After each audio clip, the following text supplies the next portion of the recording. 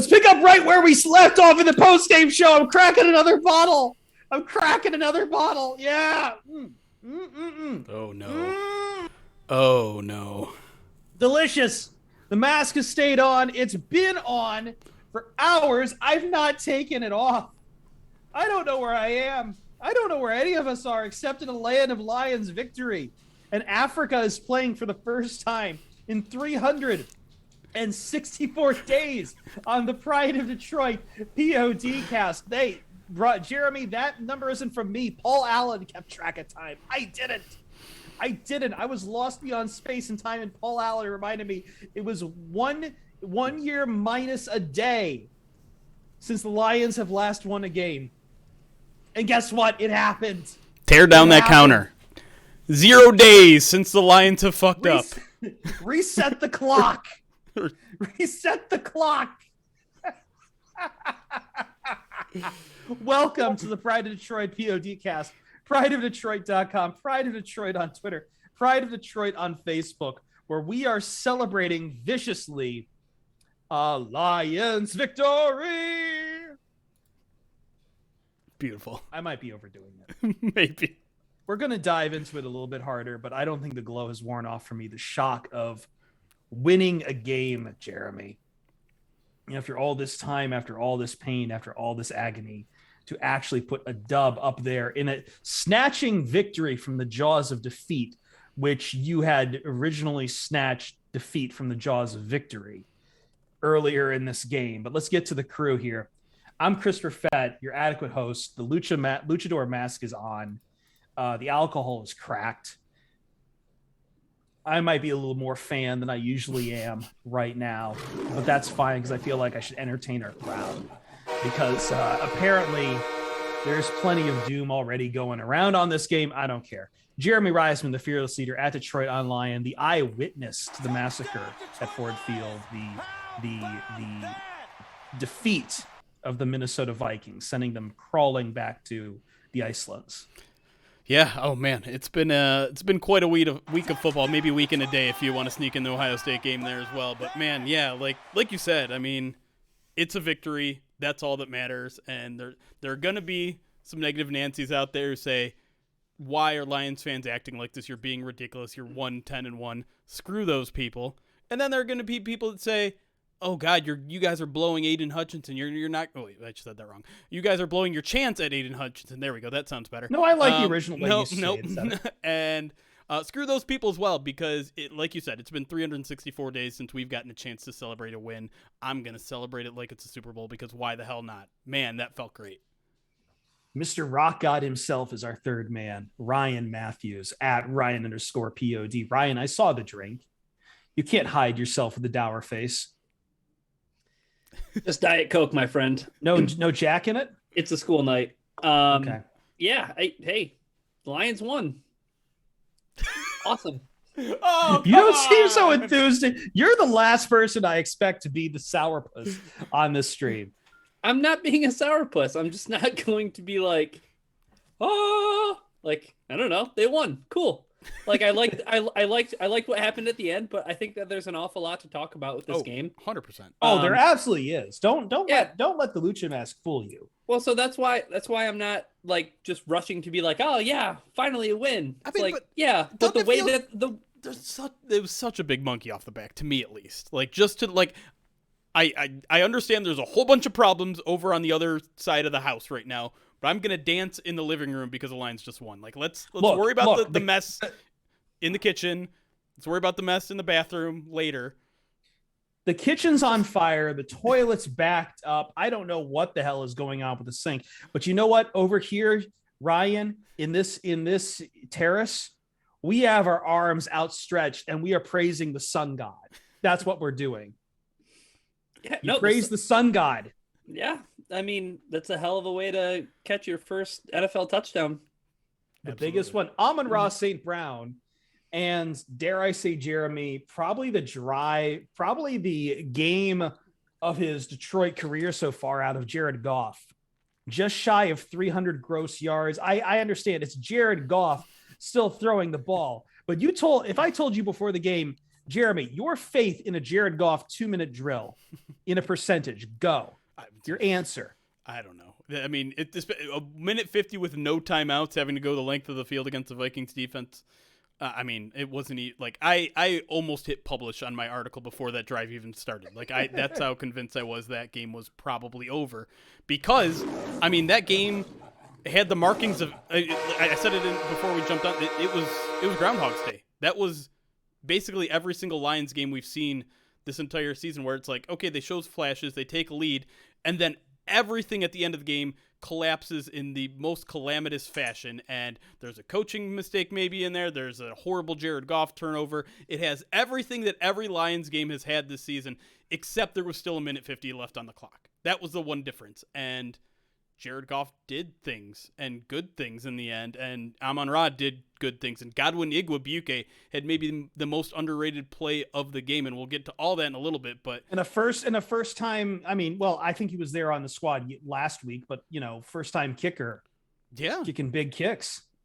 Good on Riley Patterson. 3 for 3, 1 from 49, 1 from 41, 1 from 31. He made all his extra points. Like, hey, maybe we got a thing there too. Yeah, here's the thing. We talked about this on previous shows before, but the Lions were able to sustain, and they were able to outlive the mistakes that this team usually makes to shoot themselves in the foot. And I think, I don't want to say that this game was won in the second quarter, but when you look at this stretch that the Lions played, where the Vikings had every opportunity to answer back. It was Vikings fumble. It was Vikings punt. It was Vikings turnover on downs. And all of those plays resulted in points for the Lions. They scored a touchdown off the fumble. They scored a field goal off of a long 13-play drive. Mm-hmm. And then they kicked another field goal after the turnover on downs. I mean, It was huge. It was their most important quarter of football that they played all year. Yep. The difference being is I think this game was really eerily reminiscent of the Packers game in a way, with the way that the Lions kind of, I don't know, they threw everything at the wall that they could, outside of, because it doesn't really feel like the Rams game in the same sense, because there wasn't the wackiness to it. There wasn't we're pulling out all the stops even on special teams to do this. This just felt like, this felt very fitting that it was the Lions' first win under Dan Campbell, because this really felt like a Dan Campbell type of victory. Like, I mean, he stuck to his guns. He did the things that he wanted to do, sometimes to a fault, and they ended up pulling it out in the end. And that's the only difference. That's really the only difference, is that they were able to withstand, and they were able to, weather the storm of some mistakes. I feel like some of the games we've had, Ryan, have been rolls the dice sometime on where the Lions have come out. And part of that is those mistakes that put you in that place to begin with. And yeah, like, we're going to talk about that fourth down play call later in the game. I just feel like the difference was in this thing, like, for better or worse, Jared Goff actually started moving the ball. I talked again, like, he almost had 300 yards passing in this game.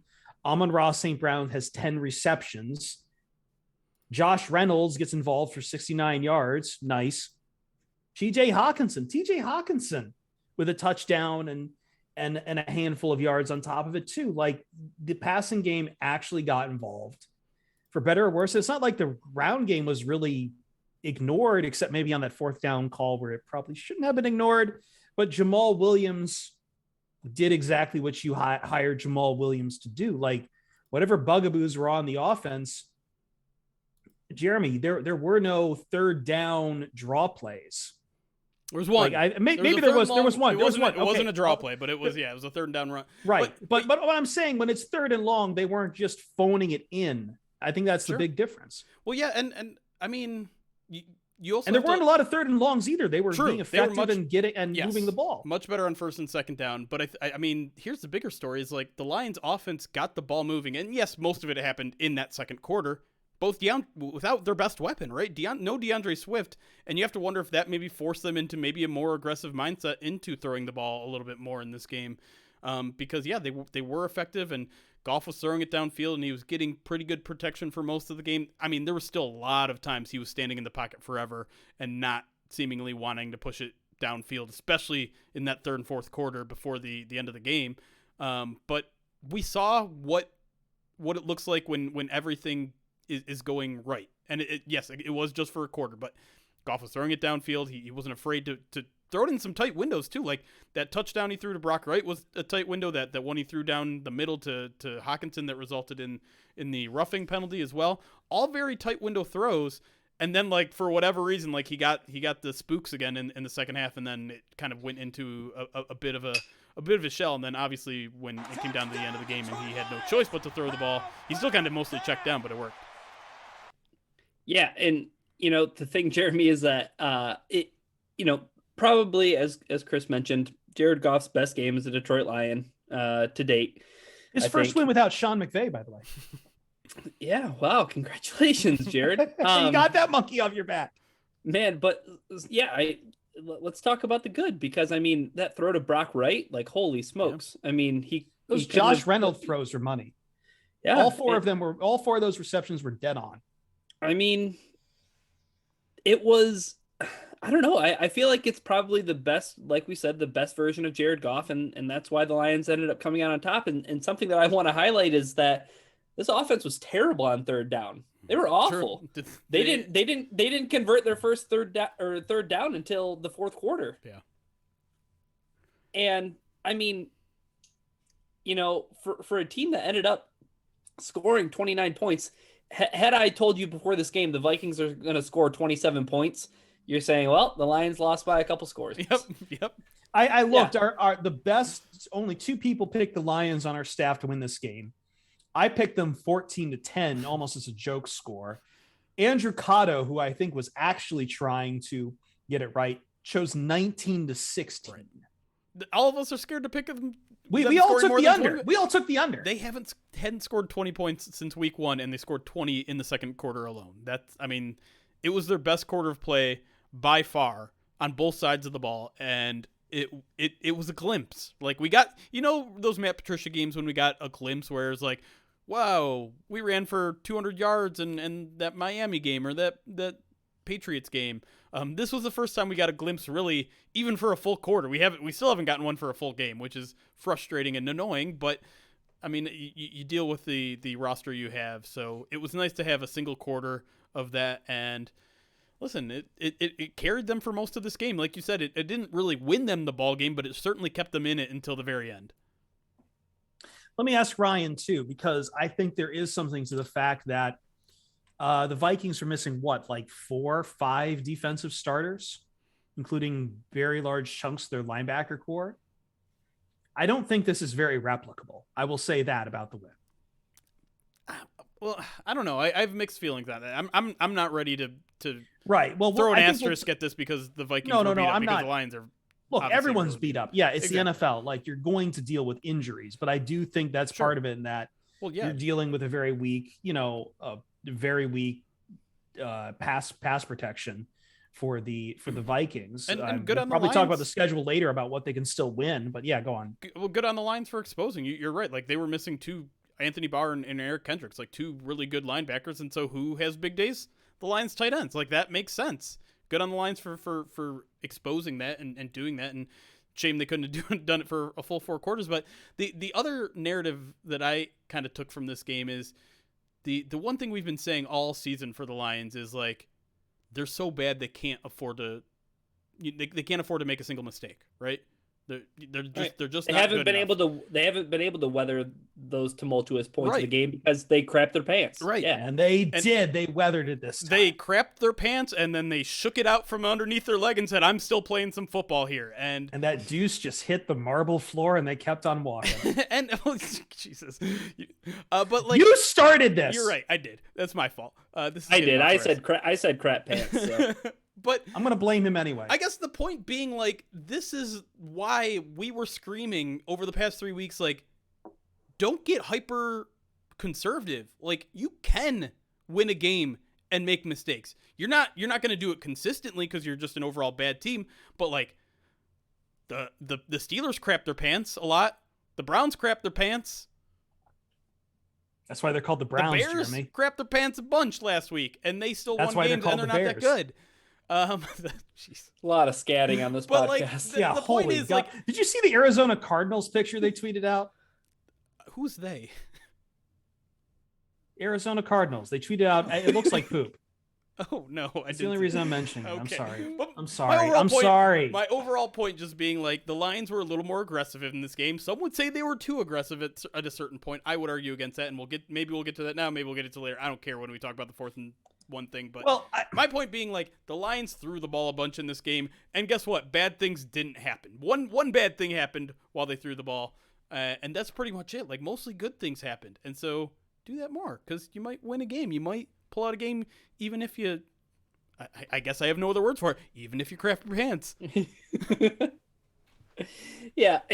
Here's my other big takeaway from this game: 27 carries for 100 yards. Like, It's fine. I mean, it was a ho hum day on the ground, and this isn't what you expected. I mentioned earlier, like, this is probably how Dan Campbell wants to win a football game. I guess I should say that Dan Campbell just probably really wanted to win a football game to finally, as you mentioned, Jeremy, to get that monkey off their back.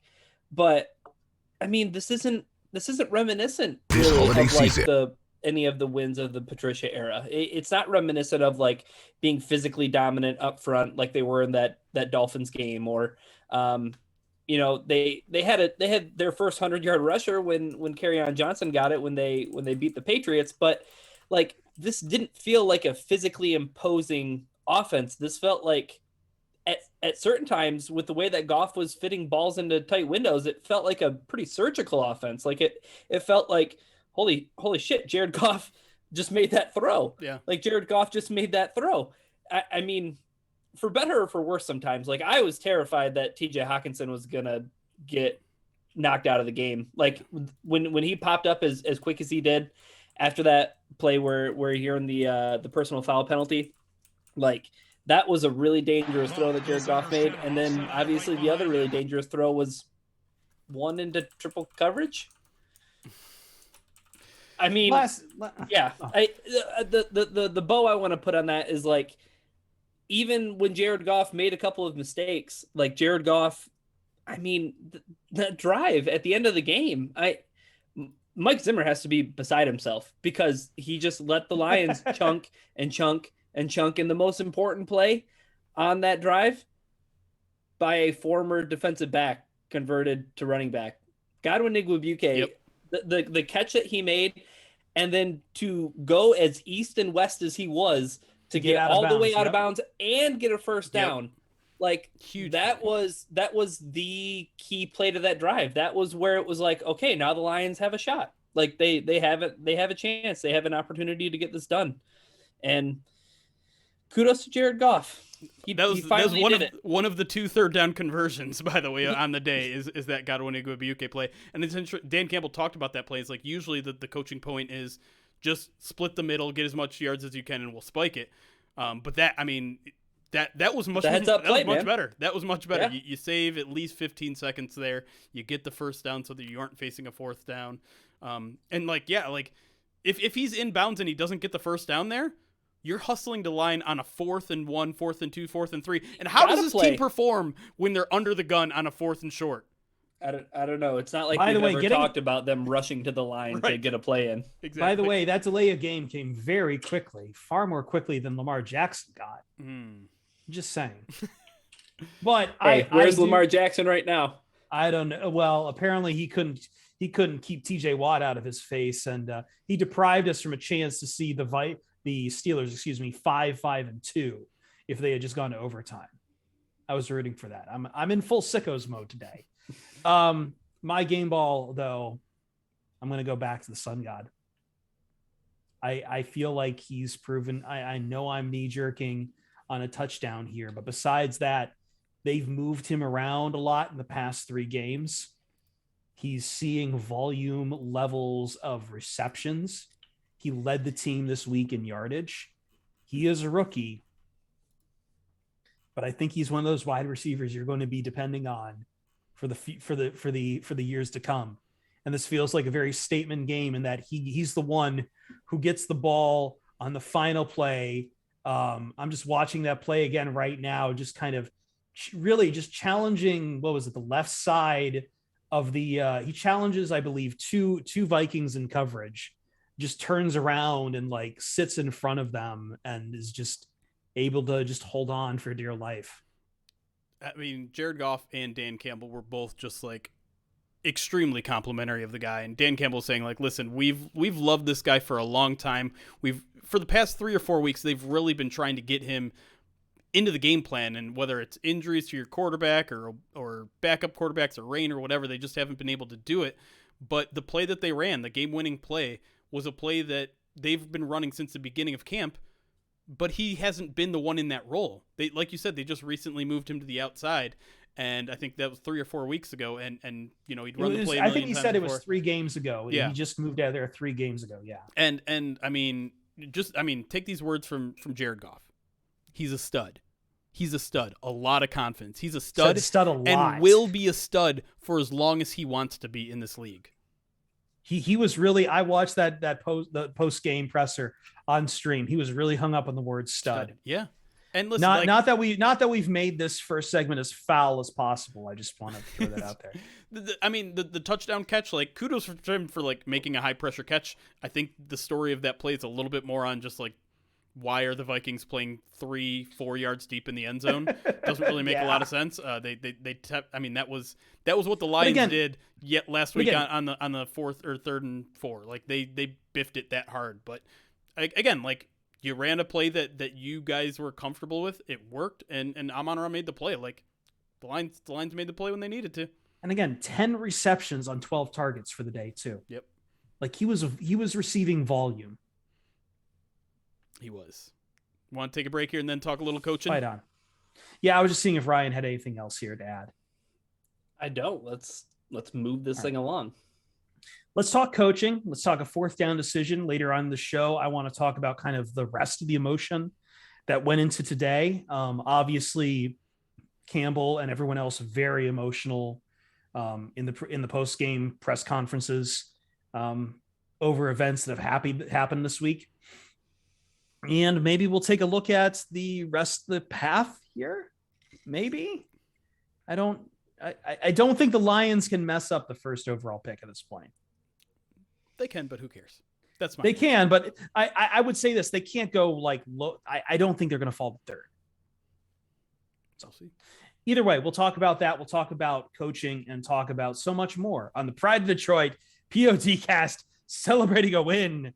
Victory Monday. Africa is back, baby. Uncork the good stuff. It's good again. Just for one day.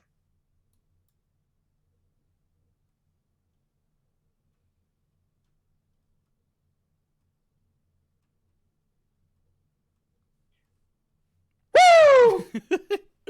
Hold on. I'm trying to scroll through I'm scrolling through all the alerts from the pregame show. I'm seeing like Cordier dropped 1,000 bits. Painmaker dropped 6,000 bits. 6,000, dude. It was. I was trying to catch everything. I was losing my mind. We had 5 gifted from Ryan. Dude, we had hype train we had hype train level 5 so fucking fast, man. But then in this stream, we already hit a hype train as well.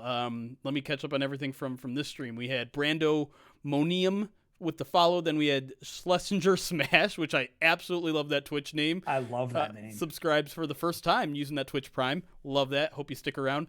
Zern Baby Zern with the 13 months at tier 1, just over a year. CJ Craig then just dropped a 10 bomb, I think, if I can count correctly, including our friend Bearded Blevins got hit with that 10 bomb.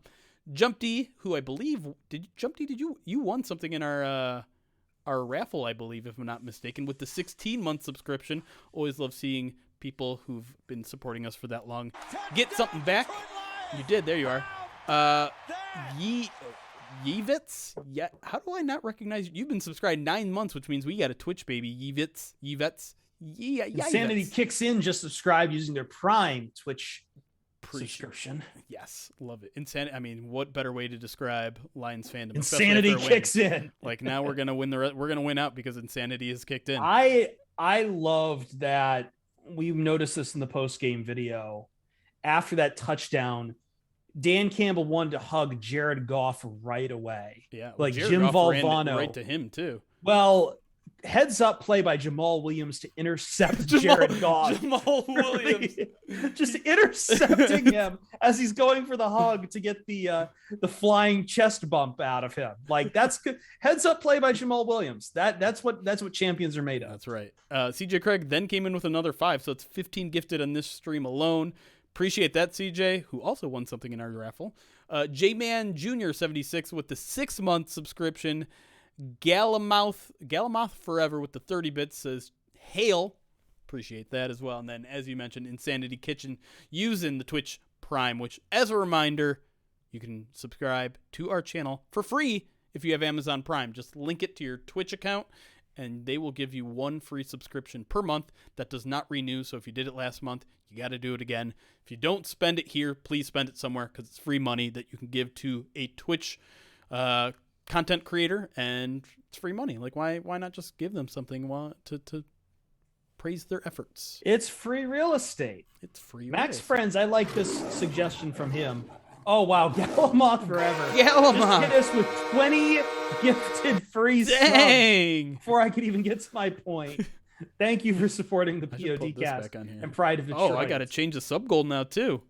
Y'all broke the 300 mark. We'll just keep it at 3.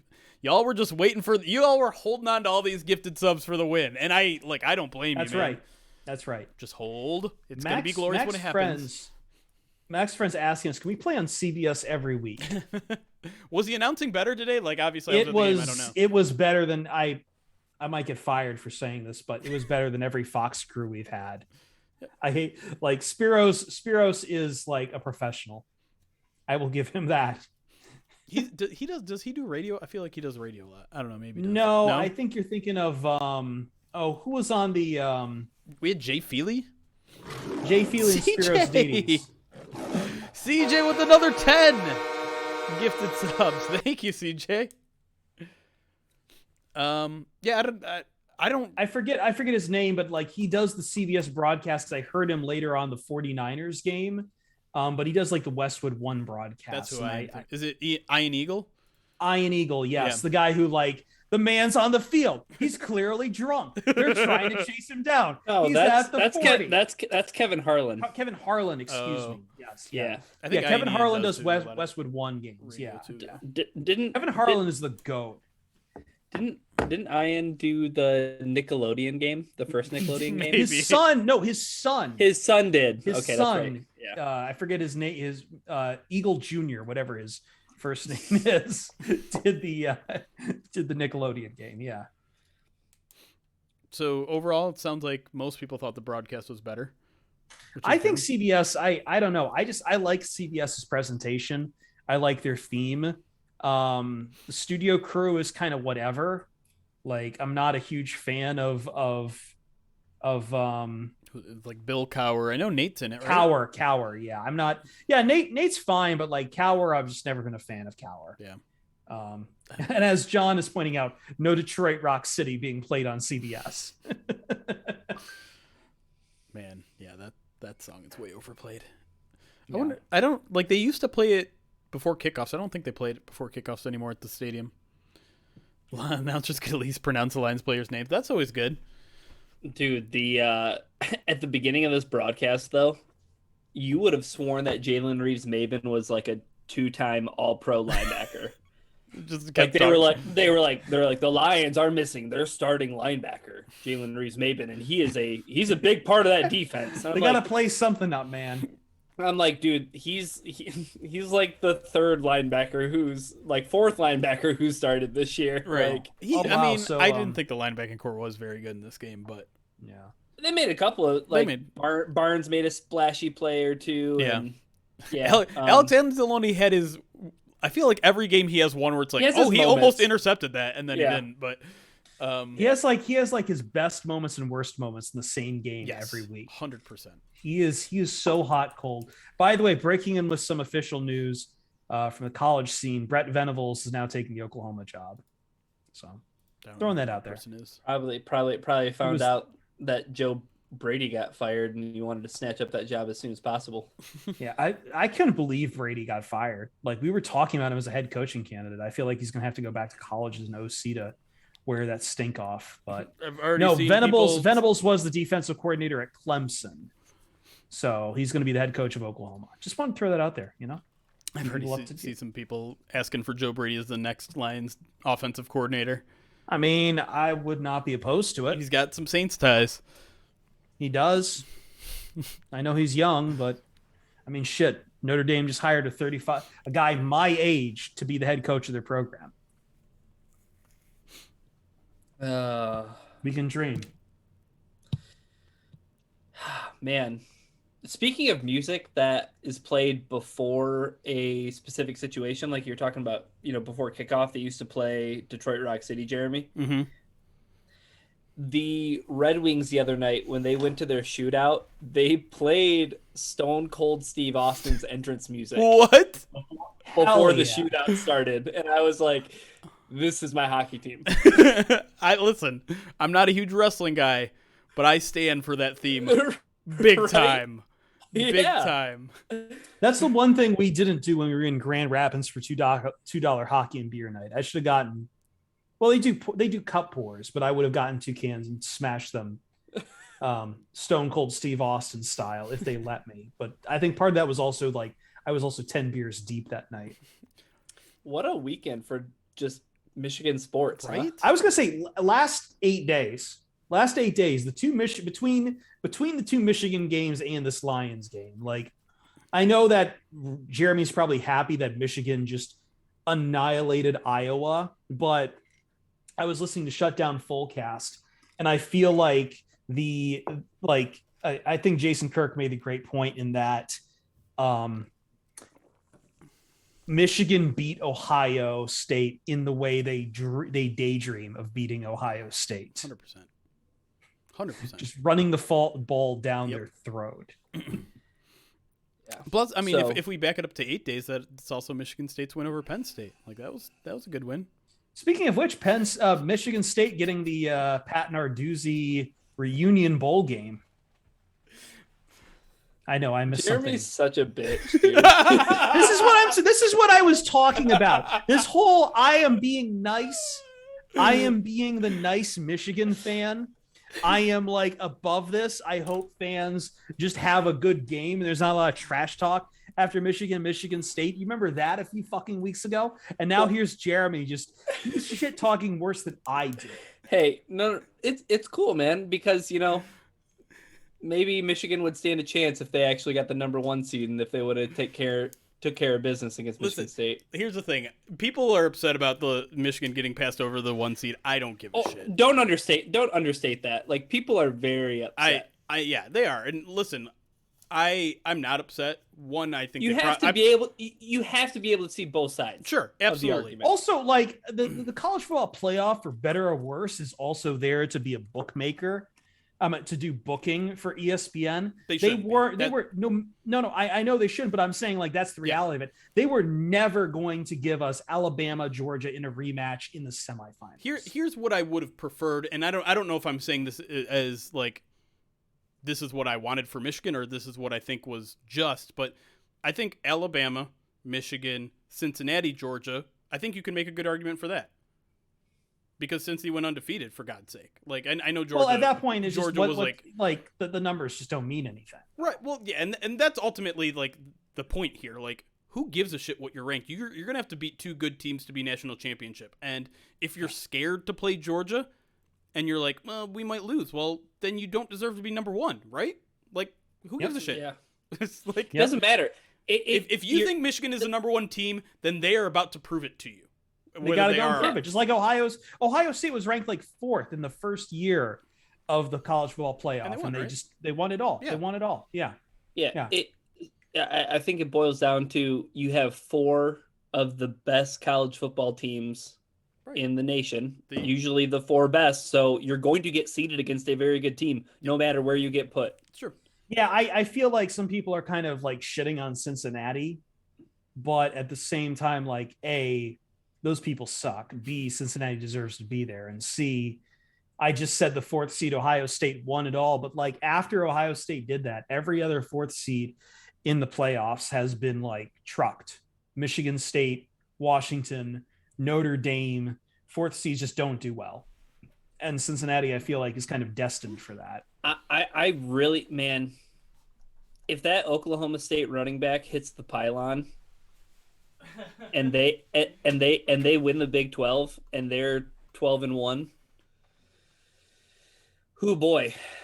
I mean, there's a lot of what ifs, right? Like that's the one argument I think Michigan has in their back pocket. Like Alabama was. Look, the important part is that Notre Dame stays home. Meltdown away, an Auburn meltdown away from not even being in this conversation. Not even an Auburn meltdown. Their quarterback was literally on one leg. Right.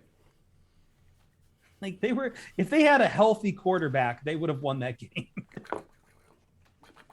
I'll get Ruby here in a bit. You can see his lump right there. I don't want to bother him when he's sleeping. What's the list cast? I saw a list cast get redeemed. Captain James D. Kirk, top 5 draft options for the Lions now that they are actually in danger of not having number 1 overall. I mean, still like there's still like 3 elite players in this class, right? Like by most Kyle people's... Hamilton, yeah. Kayvon Thibodeau, Aiden Hutchinson. And right. I think Aiden Hutchinson has played himself. At least for on the field, we'll have to see, everything else, but I feel like Hutchinson is absolutely up there in Thibodeau territory. And I think we can all agree, like, the Lions almost certainly are going to have their chance at one of those 3 players, right? Yeah, and I know Kyle Hamilton is exactly a sexy option. He's a safety and everything, but like, as like you want the best player pound for pound athletically, it's Kyle Hamilton. Like, I know edge is the position that is more valuable, but Kyle Hamilton is probably like pound for pound the best football player in this draft. Maybe. Might be. Yeah. Here's the thing that I am going to find interesting. Like, yeah, if you're talking about the top 5 prospects, you say those 3 guys, and then you start talking about like, okay, well then like where does the quarterback fit? Like where yeah, maybe I think Derek Stingley's in there too as a corner, but there's going to be at least one quarterback in that discussion as well. Right. So you have that discussion where, like you said, Stingley might be in it. Maybe it might be even Evan Neal from Alabama, if you're going to take an offensive tackle.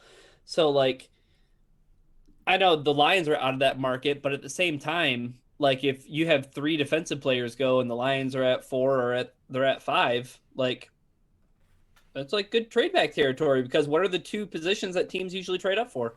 Quarterback and tackles. Like those are the guys that are premium offensive positions. So I don't know. Like I posed this question to somebody the other day. Tyler Linderbaum from Iowa might see his stock rise too. You could be 2 tackles at the top. Yeah. And so what, isn't Linderbaum a center? You know what? You're right. I think he is interior. My bad. But still, you're good. Still value, still good value. Yeah, absolutely. And I asked him the question, if you were the Lions and you had the opportunity to trade out of 1 and get 5 and 8, but it meant you were going to miss out on one of those top guys like Hamilton or Hutchinson or Thibodeau, like, would you do it? Because I think a lot of Lions fans have really keyed in on the idea of like they're going to get like either Thibodeau or Hutchinson, and like those guys are going to be absolute game changers. And you see like that narrative not necessarily being carried out by the draft nicks right now. Like you see like Albert Breer say things like, oh, this is kind of like a middling class with like a bunch of like might be good talent. Like, yeah. Do Hutchinson and Thibodeau mean that much? I think they do. Or Hamilton. I mean, I respect that, but the same one of those top 3 picks, or you're rolling the dice. Yeah. At the same time though, like I'm hearing Aiden Hutchinson comps to JJ Watt, and I know part of that is a race thing, but at the same time, like that really excites me. Right. Well, yeah. Like that really excites me. That's the whole point. Like I do feel like there's a significant drop off after the very elite. Like every draft obviously only has a certain amount of elite talent, and I think last year's draft would probably, some would argue, would have almost the top 10 were all kind of considered elite talent, right? Like all the way down to Sewell at least, maybe even further down. I mean, listen, I'm mostly basing my opinion off of everyone else's opinion at this point when it comes to the draft, but it seems like the consensus is what you said. Like, there's maybe 3-4 elite guys in this class, and that's it. And so if you're trading out of that, I think you're taking a pretty significant risk, especially when this Lions team, especially on defense, just does not have a blue chip player. It does not have a guy who's going to make the Pro Bowl. I don't know if it has a single guy capable of making the Pro Bowl.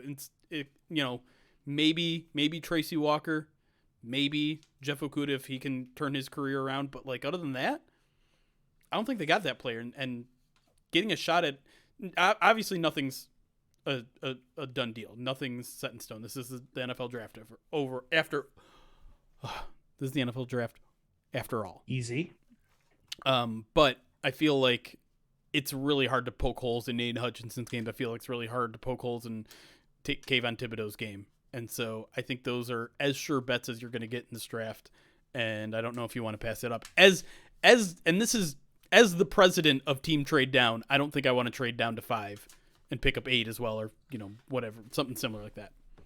Yeah, and I know Kyle Hamilton, like by all accounts, and again, I'm going to align myself with Jeremy, like the extent of my draft knowledge is like seeing Dane Brugler on the 15-hour podcast and, having some discussions with Kent and things like that. But is there any concern beyond trading out, like of that scenario, is there any concern now with, both Jacksonville and Houston being at 2 and 10? Like, I feel like we need to save that conversation for the podcast. Yeah.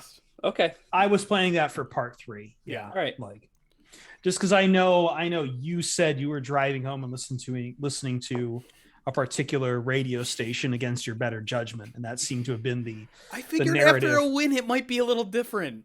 Oh, I thought no. maybe you poor win, summer child. Maybe someone would be happy in Detroit that calls into a radio station, and it turns Happy out no. in this town? Absolutely not. The happiness ended on Saturday at 11:59 p.m. at night, Jeremy. By the way, where's Kyle Barber? It's weird that he's not in our chat. Very weird. Very weird. Where is he? Where the fuck is Kyle?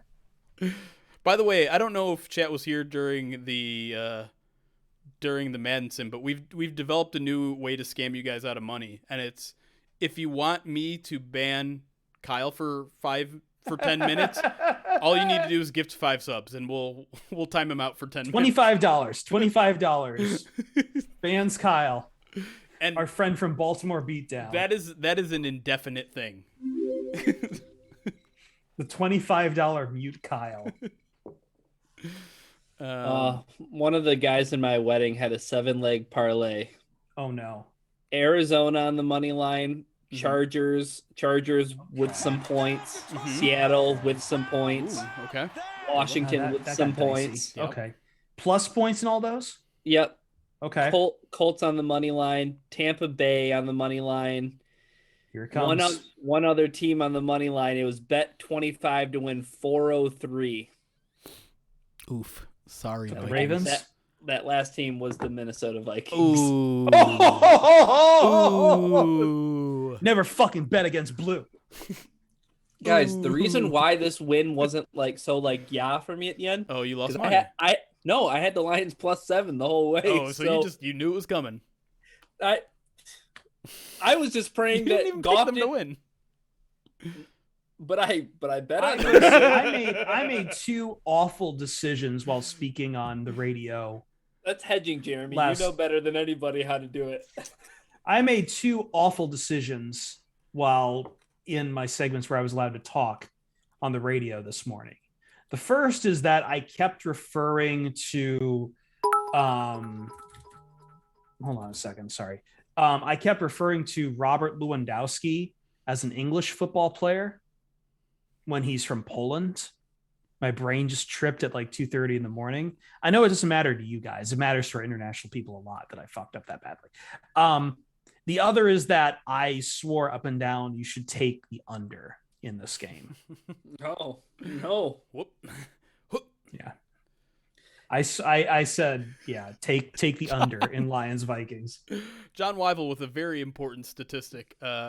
Ryan is second to last on tally site with an IQ of 5.1. Jeremy. Can we talk about where you're at on Tally Site? Hey, so check it real quick. Can we talk about what I do with Tally Site? So I go the opposite way of what I'm betting on.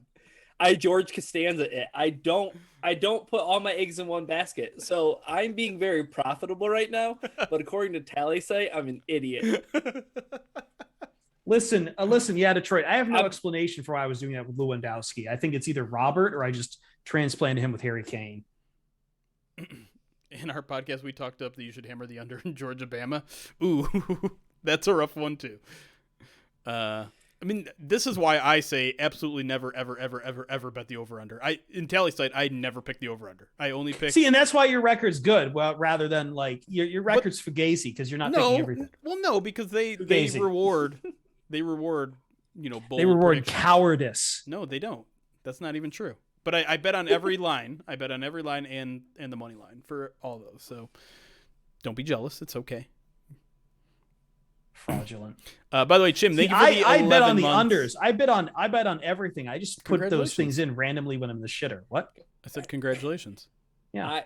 I'm using it when it actually works and doesn't reload on me. Garbage. Pause. Trash app website.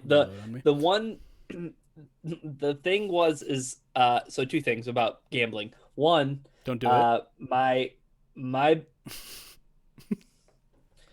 My post that went up on Saturday morning, that parlay hit. Hey, nice. It was what? It was Jamal Williams rushing yards. Yep, over 54.5. Okay.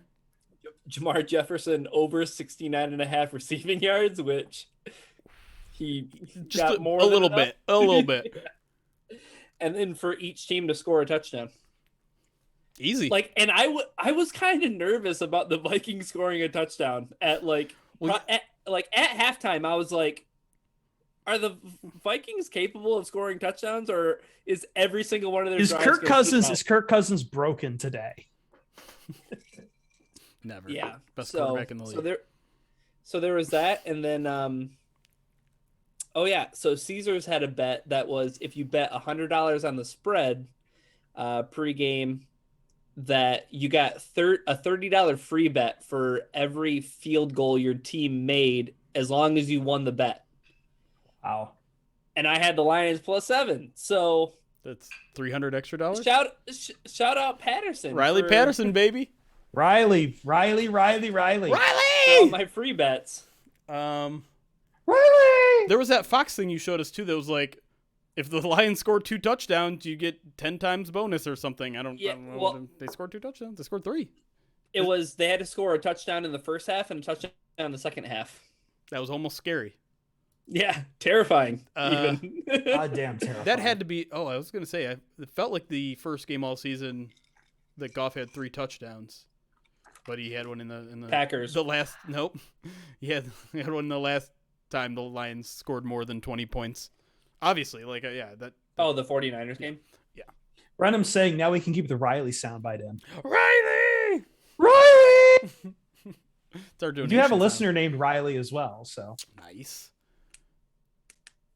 I'll redeem the Ruby cameo here later. Just look at him, man. Do you guys really want me to wake him up? You guys want to do segment 2? Let's do it. What do we talk about? Individual performances, stuff like that. I think we're talking about the fourth down. We'll talk about the fourth down. That's what I meant. The fourth down, and there was. The timeout too. You just reminded me that timeout existed, and now I'm mad. Well, there are a couple weird timeout usages in this game, which I'm scratching my head over. But anyways, we'll get to it. Yeah.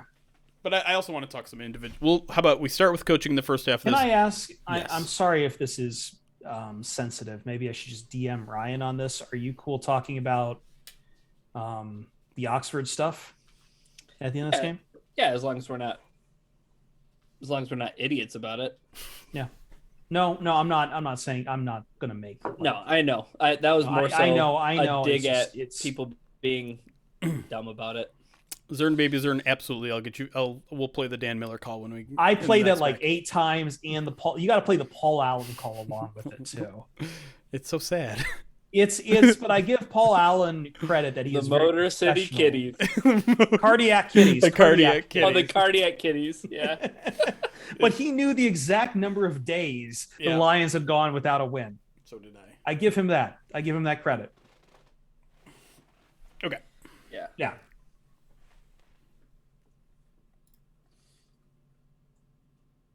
Ooh. Also, the Lions are about to drop the locker room celebration. Oh hell yeah. We'll watch that. We'll watch that on the other end of the break. Yeah.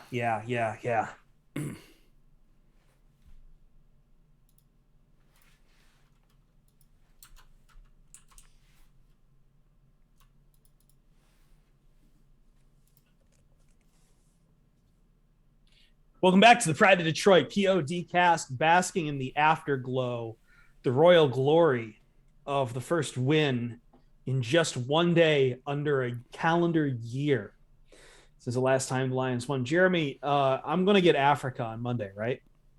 Oh yeah, I'm gonna That find tradition's still alive. every single version I can find of that song and post it So- on Twitter. We should explain this. It's been a minute because I don't think we really played it up that much in the Patricia era too. So for those who aren't aware, like during 2016, we came up with a tradition of playing Africa by Toto after every Lions victory. And that was the year the Lions rattled off a bunch of come from behind victories. And it was very fun. And people were sending us videos of them drunk in bars, screaming Africa, putting it on jukeboxes, annoying the hell out of everyone. And then we had that one contest for Song of the Game, I think in 2017, that people just stuffed the ballot box for Africa by Toto for like the entire At Ford season. Field. Yeah, at Ford Field. At Ford Field, yeah, for Song of the Game. Yeah, It's good times. I think it's time to bring it back. Yep. This is our battle cry. It's back again, baby. But now let's be a little grounded.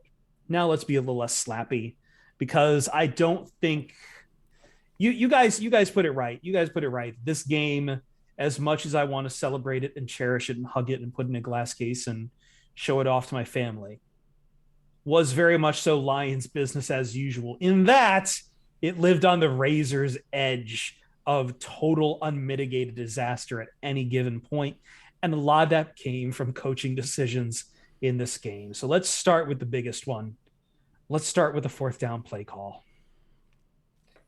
Let's start with what happened there. So Lions are up 2. About 4.5 left or so.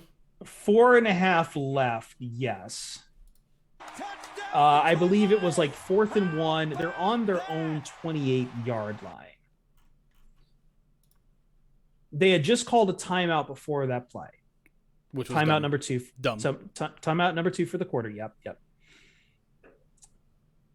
And the problem isn't going for it, Jeremy, because like I don't think they should have gone for it on their own 28th.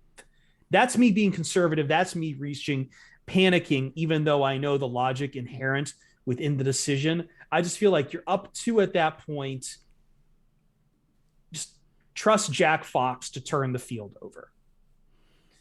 But I also understand going for it because 4th and 1 should be automatic with the way Jamal Williams has been a bowling ball that game. The problem, though, Jeremy, paint the picture on what the play call was. Well, I've been very, I think, critical of Dan Campbell over the past 3 weeks. I'm going to give him a complete pass on this one. 100% pass on this one. Really? Even Yes. even on the fact that Yes. this play turned into Yes. a play action Yep. to Jared Goff that was immediately blown up because there was no protection on the right side of the line, and he also missed a Brock Wright open.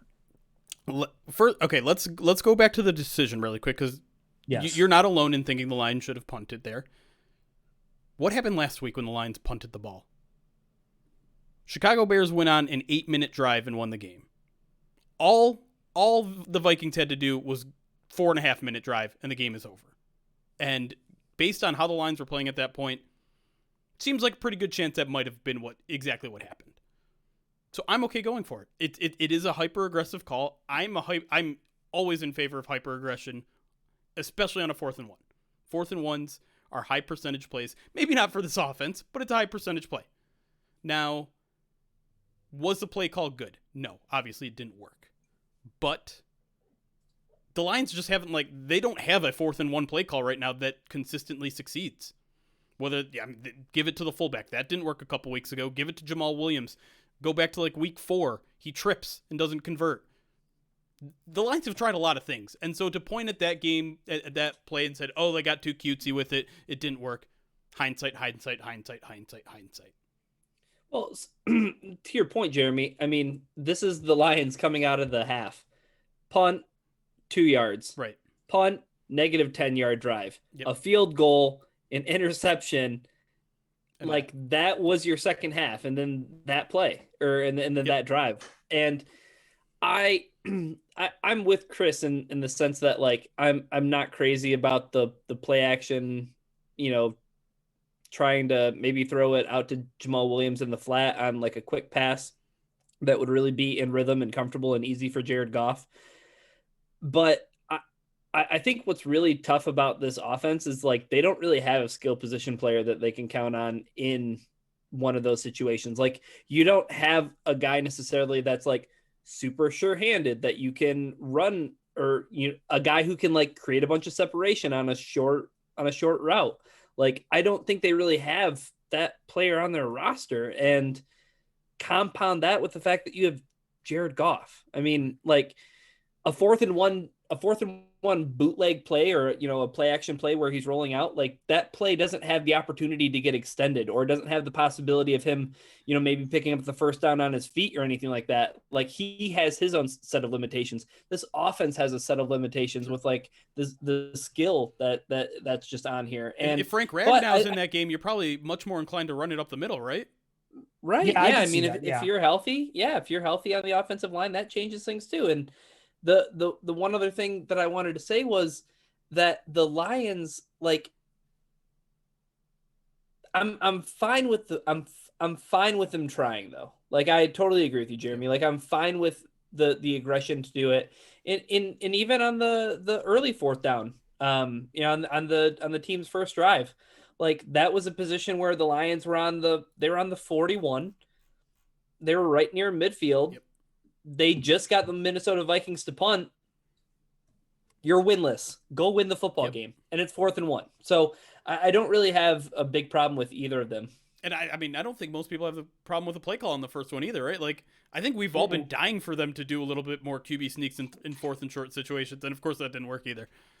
I did see the one thing that people kind of got hung up on was, why don't you just get to the line and do the quarterback sneak? Like, why was it shotgun? Well, yeah, I think he checked to it seemed like he checked and then he checked. Yeah, it seemed like he checked to it. So it was like, either line up and just, like, that's what you're gonna do, or I don't know. But I mean, I don't know. Jamal Williams did his best to run into Jared Goff's back to push him across the line.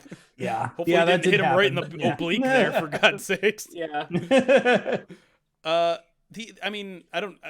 Are we cool with the Campbell conversation? Can we jump to the Jared Goff interception really quick, because that one had me fuming?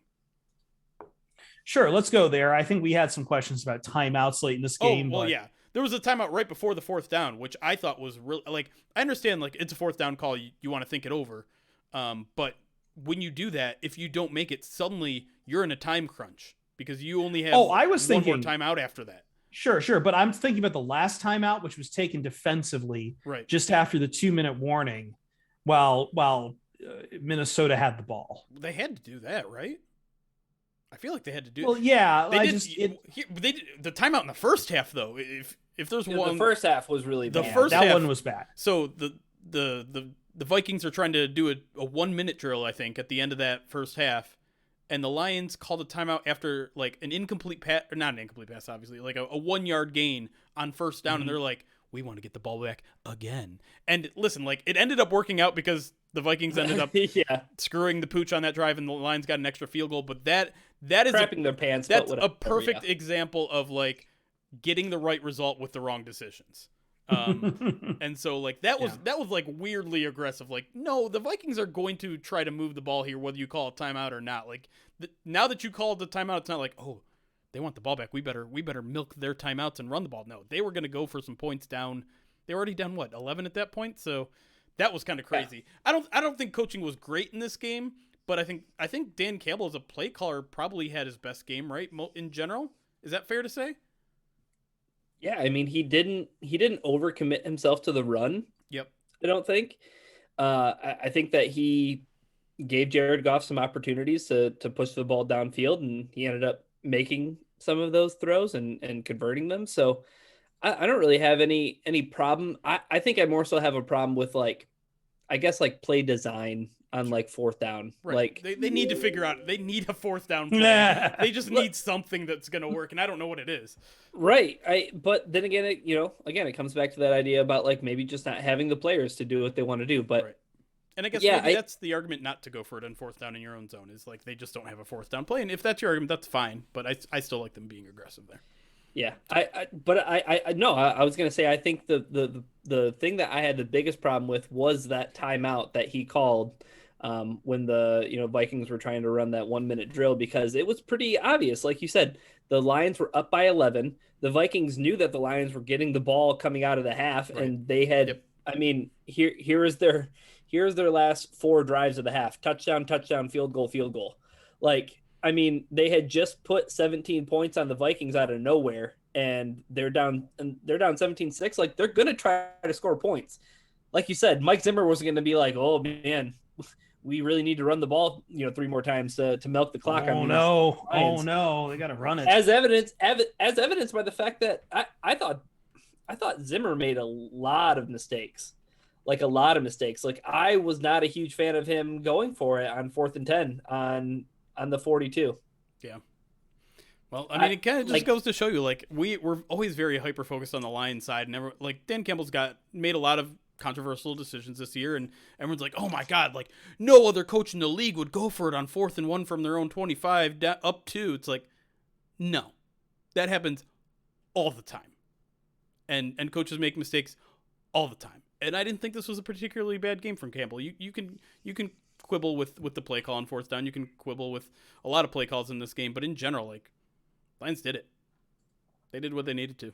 They won the damn football game. Jared Goff? Can I talk about Jared Goff? That interception was so bad. I was all ready for the. It was really bad. It was. Did it? From watching it on television, like, I don't know if I saw what I thought I saw, and I don't know if either of you can confirm this, but like, were there 3 defenders that all had their arms like on the, yes. Yeah. Like all like there were 6 arms that were all like, we're gonna catch this ball.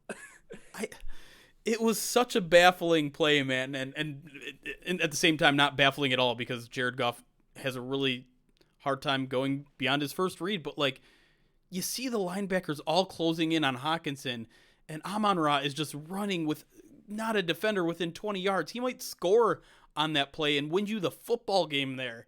And he just loves Hawkinson so much, he can't, like, that's all he sees is he has blinders, and they're all pointing right towards Hawkinson. Those are new blinders, by the way. We're not used to him finding Hawkinson. Jared Goff would have a very, very tiny vision cone if he was in Madden NFL 06 quarterback. Right. It's just, I don't want to harp on the guy, because as we mentioned in the first segment, like, the dude kind of played his ass off got the job done, man. And yeah, got it done. Game-winning drive, all that sort of stuff. But it's just, that game was so close to being the narrative we've had all season, where it's like one controversial coaching decision and one Jared Goff implosion. And thankfully, I mean, this is the power of a win, right? Like, it changes the narrative of the entire game. You can forgive a mistake like that and look to the rest of the game and be like, actually, Jared Goff kind of had a good game. There was just one catastrophic mistake that nearly sunk the game, but it didn't, because he did something good also. And that's the power of a win, baby. Well, I think that it was also like I think that's true of Dan Campbell too. Yeah, absolutely. Again, the 4th down call, I told you, it's like, I am really not feeling having to come in here and talk for 45 minutes about that 4th down play call. But no, we get saved by that because Jared Goff finds his cojones in the last 2 minutes.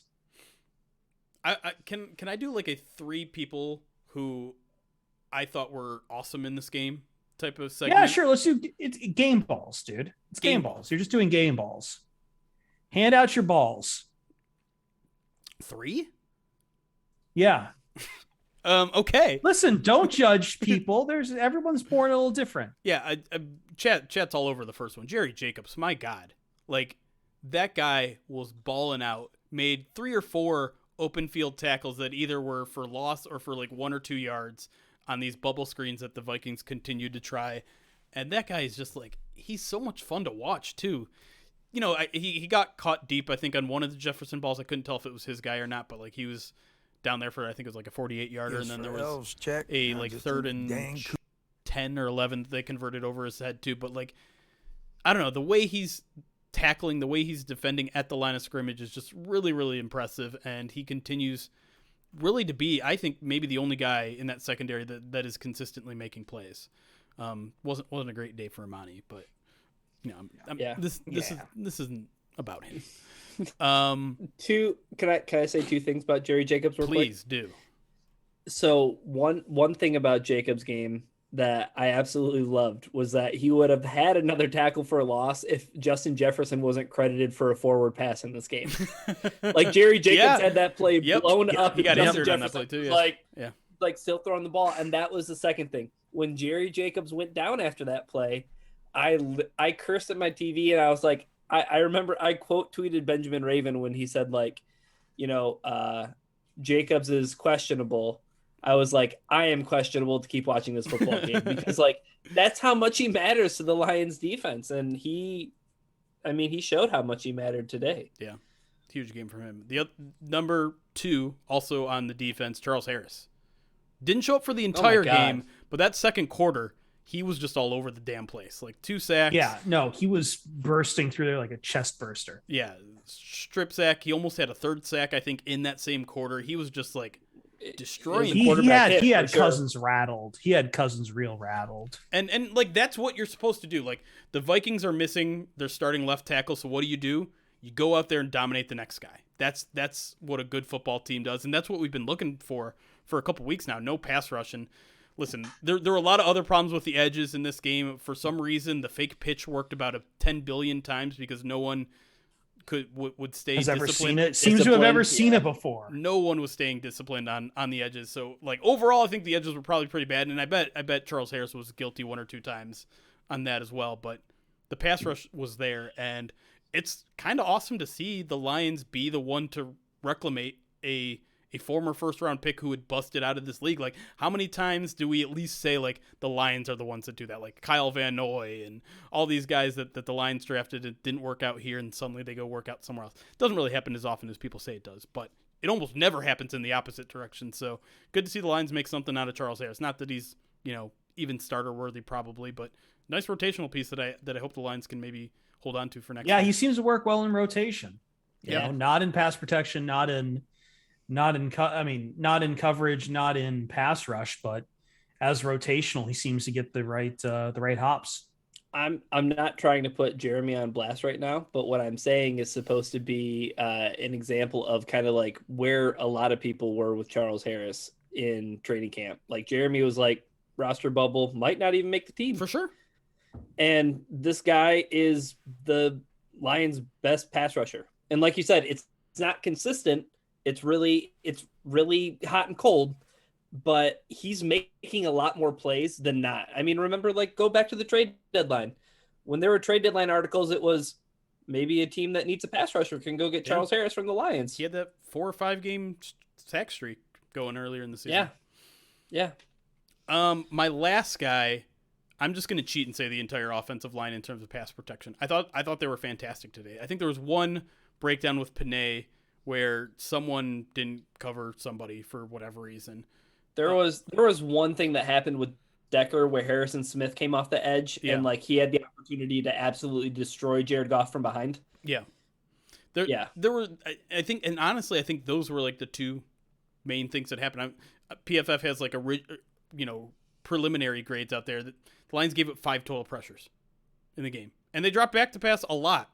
They said the Lions posted an elite 87.1 pass blocking grade in this game, and that showed like Goff had a lot of time in this game, and sometimes it's frustrating how much time Jared Goff has because Jared Goff needs a lot of time, a lot of times. I like you could see. Usually we haven't seen him. Usually when I've seen him, he just like reads the first read and he's like, all right, I'm out. Yeah. This is what happened when you gave him times. He just didn't seem to know what to do with that. Right. But overall, they gave him enough time to at least go to a second read a couple times. And Dan Campbell even said that deep pass to Hawkinson that drew the penalty, that was a second read. And that, kudos to the offensive line for giving him that time to do so. And people are in the chat are saying Amon-Ra. We already talked about it. I let Chris go off about Amon-Ra in the first segment. So, obviously, Amon-Ra deserves a game ball. But this was like people we haven't talked about yet, game ball. No, people we haven't talked about. Amon-Ra, absolutely. And Jared Goff, to some degree, gets to be the heroes of the day. I feel like Amon-Ra, like, again, not just the winning catch, but just the volume that he's been able to put out lately. And I think that stands to good measure of what he'll be in the future. But yeah, no, obviously there's plenty good to talk about with some of these performances. We don't usually get to have that. True. So, all right. You want to take a little bit of a break here, and then we'll talk about what comes next for the Lions. Absolutely. What this win means, and wrap up everything else from this. I'm sorry, I've been way too much cups lately. I'm gonna need some caffeine during the break. And I'm gonna tease before we go to break. You should be watching live because right after this break, you know what we're gonna do? We're all gonna watch Dan Campbell celebration in the locker room together as a Lions fandom. You as guys a can't family. do that because you're just listening to on the podcast. Don't disrespect the podcast people. They're the ones who pay the bills. True, but I'm just saying, like, they're the ones both. who pay the bills. Do both. We'll be right back on the Pride of Detroit PODcast.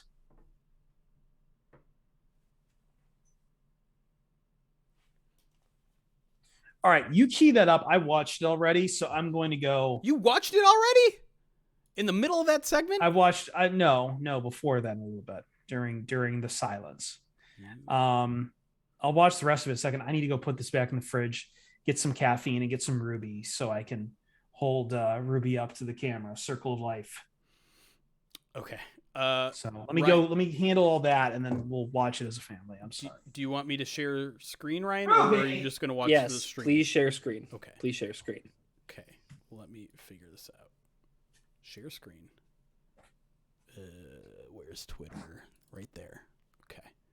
Okay. We'll go to desktop so you all can see. We're going to go full. Okay, we get an ad. Visit etrade.com, everybody. Stop waiting. Start investing. All right. Hold on. Sheila, relax. Hold on. Gotta crank the volume. All right. You guys ready for this? Let's do this. 3, 2, 1. DeAndre Swift.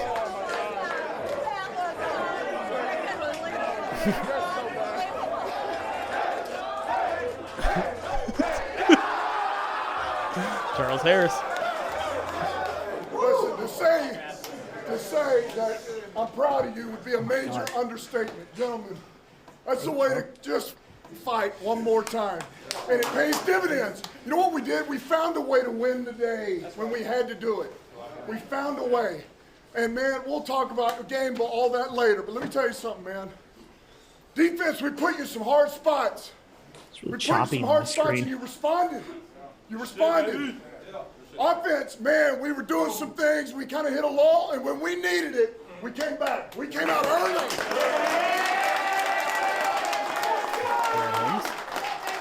And you don't do what we had to do at the end of the game where you're throwing it that much without your own line protecting. See? O-line, baby. It's been a long time coming. This is what makes it great, man. You know what? It's what makes it hard too, by the way. But it's also what makes it great. It's hard to win in this league, man. It's hard, but that's what makes it that much more special.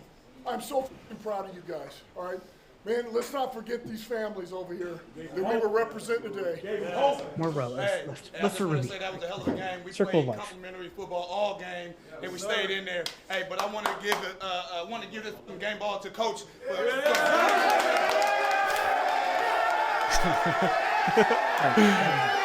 Oh, give him a little shower. Okay. Oh God. Hey, I love every single one of y'all, bro. Hey, family on 3. 1, 2, 3. People were wondering why he wasn't wet at the post game.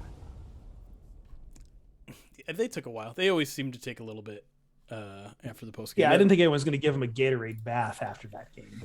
There's part of me that was wondering if that was going to happen, and then I feel like if that was going to happen, then suddenly like the national heads would get in on it and be like, "Oh, is this embarrassing no, for no, the no, no, Lions?" no. Mina Kimes and everyone else would defend the Lions. Are you kidding me? This is what they've waited for. They've waited for their big, Mina fat, Kimes happy, is good at her job. Labrador Retriever to be happy. That was fun to I like see. how Dan picked Sheila up.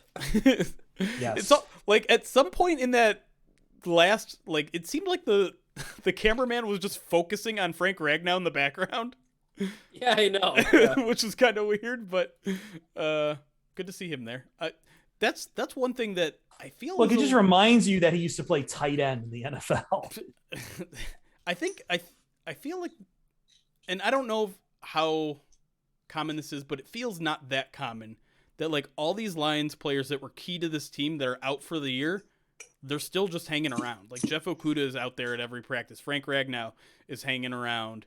Taylor Decker was hanging around when he was on IR for 8 weeks. No, I mean, I know that his play calling has got him into trouble lately. And I know that there's blood in the water where Detroit media is concerned. But you look at that video and you tell me that locker room isn't building at least a new culture that seems to love the man and seems to want to fight for him. No question. Now, obviously, that's when the cameras are on, but still, like, that's something. Just hearing, and I hate to make this about Michigan football, but like hearing Aiden Hutchinson talk about like culture, like how that was so huge to the Michigan team this year. It's just like, it's perfect. He is a mini Dan Campbell. He's just got meat for brains. By the way, Chris Burke is playing with the ESPN playoff machine. I saw that with who is that smoking weed? I think that's from the Breakfast Club. It looks like the Breakfast Club. I don't know, but it's the those Lions at in the 7th seed at 6-10-1. Listen, my Lions win 4 games bet. Stop it. Still very much alive. Stop it. Very much alive. Very much alive. You beat Denver. Very much on winnable life game. support. You beat the Falcons. Winnable game. You beat the Seahawks. Winnable game. Boom. 4 wins. And you all come crying to my knees. Yeah. I don't know. Okay. That was Yeah. That's not a I was gonna say the thing is that I think that you would be crying because the Lions have been officially played themselves out of Thibodeau, Hutchinson, and Kyle Hamilton. They're probably picking 9th. 4 wins. No, 4 wins are fine. But they've got the tie. True. Guys, can we call 3.5 of me win the bet? No. Absolutely not. No, if Vegas won't call it a win, we're not going to call it a win. Also, if we're talking about Ryan, Jeremy, I'm falling behind race here, right I think. It's starting to lag here. Yeah, I didn't. What did Kyler Murray do today? Was he just dominant? Oh, he didn't. He only threw the ball 15 times, but he did run it. Oh God, he ran for 2 touchdowns. Never mind. I back off. Yeah. Uh-oh. I need Dak to just like kill it down the stretch here because he was so good in the first half of the season. Lamar Jackson was He hit the a worst Matthew blown Stafford up. Like that 2-point conversion was really bad.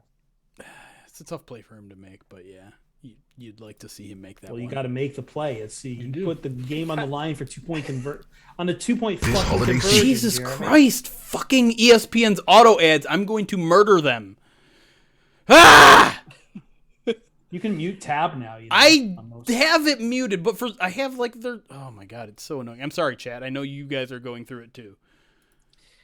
Jesus. Kyler Murray had 2 passing touchdowns too. He had 4 total I know. touchdowns today. I know. Okay. He was 11 of 15. Yeah, it's nothing. That's nothing. That's nothing. I could go 11. No, I'm just kidding. Kidding. Relax. Settle down. Relax. Yeah, I'm no, joking. I'm joking. Oh, Dan Miller call. Yeah, let's do that. Yes, and the Paul Allen call after it. Okay. By the way, prideofdetroit.com has all of those if you want them. And tomorrow morning, I think maybe one of the first articles we put out is going to be watch the locker room celebration, because why wouldn't it be? Mm-hmm. All right. Let's go back to desktop. Let's pull this over. Hey, look, it's Pride of Detroit's website. First victory. Oh, God. It's so loud. Hold on. Let me turn that down. We're going to get DMCA'd. The year on the line. Goff's got it. I don't know why it's so... The year on the line. Oh, Dan, relax for a second. Okay, here we go. Are we ready? Here we go. First victory of the year on the line. Goff's got it. Back, looks, throws, and yes! Caught! Touchdown, Detroit Lions! They did it! Amon-Ra St. Brown in the receiving end! Oh, they're rushing the field! They've done it! 3 zeros on the clock! This game is over! It's over! Jared Goff to Amon-Ra St. Brown, his first career touchdown, and how big is that? I just love that. I just love that Jamal Williams intercepts Jared Goff. That was pretty good. I'm gonna keep coming back to that. Right. Boop. They just blindsides him. It's such a cool moment there. Heads up play. But I loved it. Like my favorite part of the Dan Miller call is when he says it's over once. Done it. 3 zeros on the clock. This game is over. This game is over. And then, like, I think you can literally hear him hit the desk. He goes, "It's over!" And it's so, like, you can feel the weight coming off his shoulders there. Like, here we go. Listen to it again. 3 zeros on the clock. This game is over. It's over. Like, do you hear? There's literally some percussive noise of him hitting something. It's over. It's over. I kind of want that to be. So what were people actually rushing the field? He's like, they're rushing the field. Were people actually like... The players were. I mean... Oh, okay. I want to make sure. No fans were rushing the field. There was a they, and every time I've heard people rushing the field, I just assume it's fans. Sorry, I closed that before giving you the Paul Allen as well. Let me get you the Paul Allen. Yeah, let's hear that Paul Allen, too. Let's hear despair.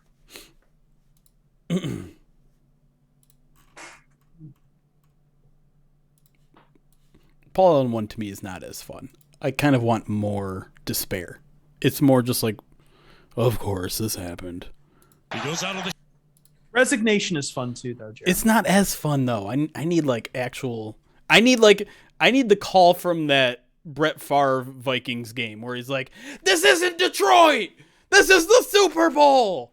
That is a great call. All right, here we go. He goes out of the shotgun. He takes the snap from Evan Brown. He's going to fire to the end zone. It's caught. Touchdown, Detroit Lions. And these cardiac kitties have beaten the Minnesota Vikings and won a game for the first time in 364 days. The game-winning touchdown was caught by Amon-Ra St. Brown. And for that young man, his first National Football League touchdown is a memorable one.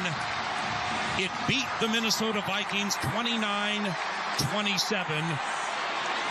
He goes out of the shotgun. It's almost like he's just reading a pamphlet, just like he had that line written up, ready to go. Just like there's a chance the Lions could beat these guys' asses. I gotta be ready. Brown with his first NFL touchdown. What a Sun moment guy for that kid as the Lions beat the Vikings. He was so sad. We made Ryan disappear, chat. He's gone. Cardiac cats is a very weird term to use for the Lions when there's been nothing cardiac about the season. It's just been despair and just death. Do we want? We could do this. I don't know if I've flat out heard the CBS call. Do we want to watch the CBS call real quick? I haven't. I barely remember the CBS call best. All right, I'll pull it up. Yeah. Why not? Yeah. Okay, here we go. I'm sure we're breaking all sorts of copyright laws right now, but you know what? When the Lions get their first win of the season, we're allowed to. That's what I think. I don't think that's how that works. I think that'll hold up in court. Okay. All right, here we go. Comfortable. There's Hawkinson inside. Here we go. Goff from the gun to the end zone. It is caught. Touchdown.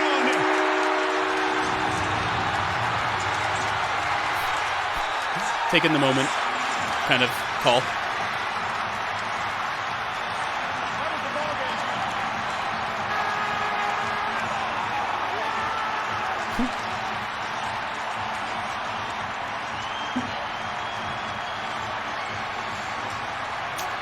So essentially no call, essentially from... Well, I mean, when you're on TV, you want to let the moment breathe. I agree.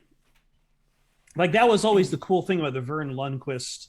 You guys remember the kick six from Alabama, Auburn in 2013? Like, the radio call is frenetic. It's, Auburn's going to win the football game. Auburn's going to win the football game. He must have ran the fifth field goal back. Vern Lundquist is just no flags, touchdown, Auburn, and answered prayer. And then it's just 2 minutes of just letting the psychos on the plains just scream and rush the field. And it's the exact right move to do. Because when you're in television, you can have dead air because you can show pictures of everyone going nuts. Yeah, that's fair. That's fair. But it's also why we love local radio calls better. No, radio guys are awesome. What you got there, Ryan? Some chips? Sea salt. Not... What is that, sour cream dip? French onion. Even better. Yep. Respect. Although I do... If I'm getting that brand, I'm almost always getting the jalapeno kettle cooked. They are good. Have you ever had the honey mustard ones? Ooh, no, I haven't. Yeah. Yeah? Actually, I think they're called like honey Dijon, but yeah. Okay. My favorite chips are still the Ruffles cheddar and sour cream. To the point where when I lived in Canada back in the aughts, you could not get them up there. That was not a flavor that was of Ruffles that you could get in Canada. There was sour cream and onion, but not cheddar and sour cream. So my mother would send me care packages of like 2 giant bags of like the supersized bags of Ruffles every like few months, just to make sure I'd have some now and then as treats. I dig that. All right, I'm gonna get Zazu really quick one time, and then we should get going on our third. Yeah, time. considering I seem to be, I'm fading pretty quick, and I need to not fade because I need to write and like do things. I need to eat these chips because I'm hungry. Yeah. Come here. 7-Eleven has smoked Gouda kettle chips. Those sound really good. If you want this, you gotta come up. Come on, up. Sound yeah, insanely good. Oh, yeah, actually. good boy. There you go. Ugh. Wait. Chris should change his last name to Perfect. Shake. I mean, I guess that's the joke that's built in. Yeah, I don't think you have to do Shake. that. It's like, it's like Colin Cowherd. He just makes a bunch of, remarks about his name being like the herd. I think I had someone the other day. It's like, if you get a radio show, you got to be like the perfect game. And I'm like, that's almost too awful. It's time to play the game. I was going to say, like, and also one of the guys I work with, Brian, no. I made a reference to wrestling. I did it. You've talked about wrestling twice. That's how good of a mood I'm in, Ryan. You done?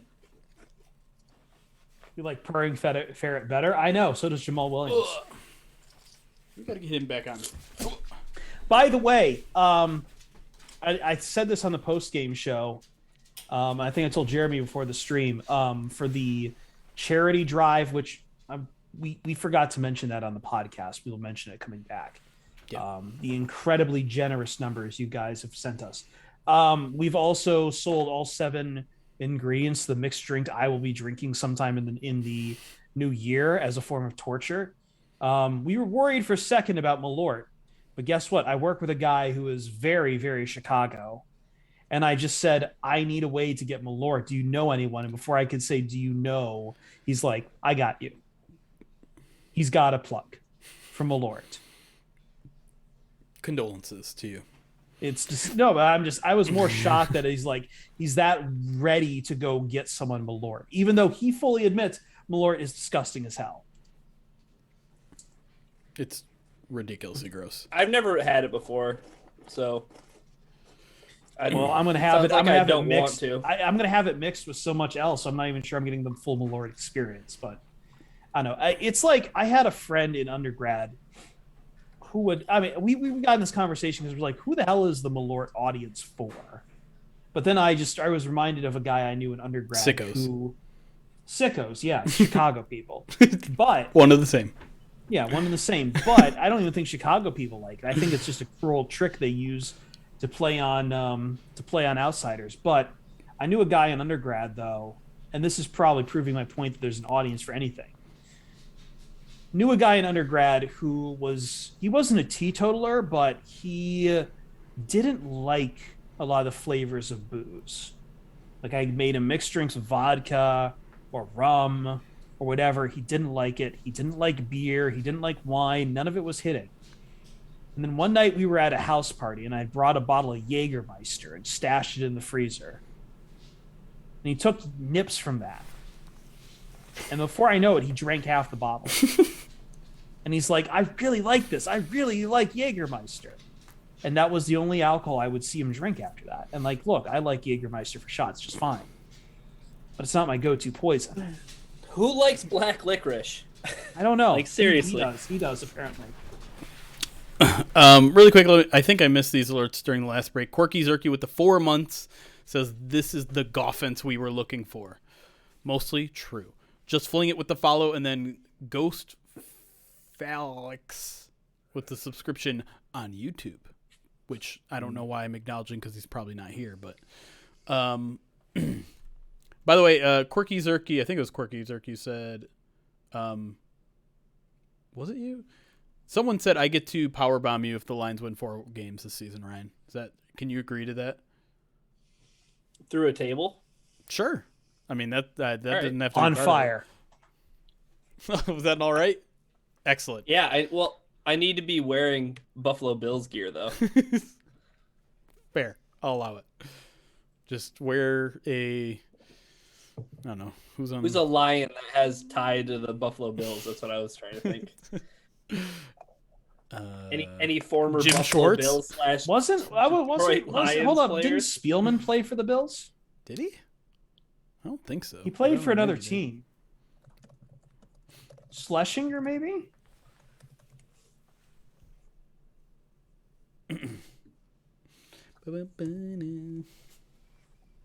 People are saying yes towards the towards the end of the career. Spielman apparently. I don't remember that. Let me see what years would that have been if I can spell straight while I'm drunk. The Broncos just had a 20-play drive and in 0 points. That is my kind of game. Holy Lord. 20 plays, 88 yards, 11 minutes off the clock, and 0 points. Hell yeah. And they go for it on 4th and 2 and don't get it. I need more Patrick Mahomes back on the field so I can keep crushing Chrome on in fantasy. So for 2 years after the Lions, 96, 97, he played for the Bills and then finished his career on an off-season practice squad with the Browns. Hey, there's an active player who played for the Bills.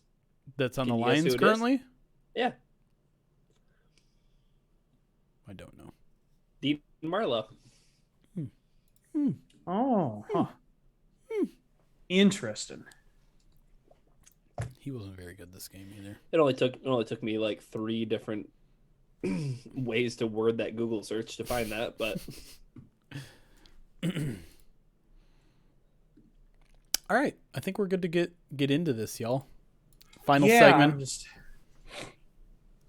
I don't know what else to talk about other than like I'm trying to get into Halo and I'm not liking it. So.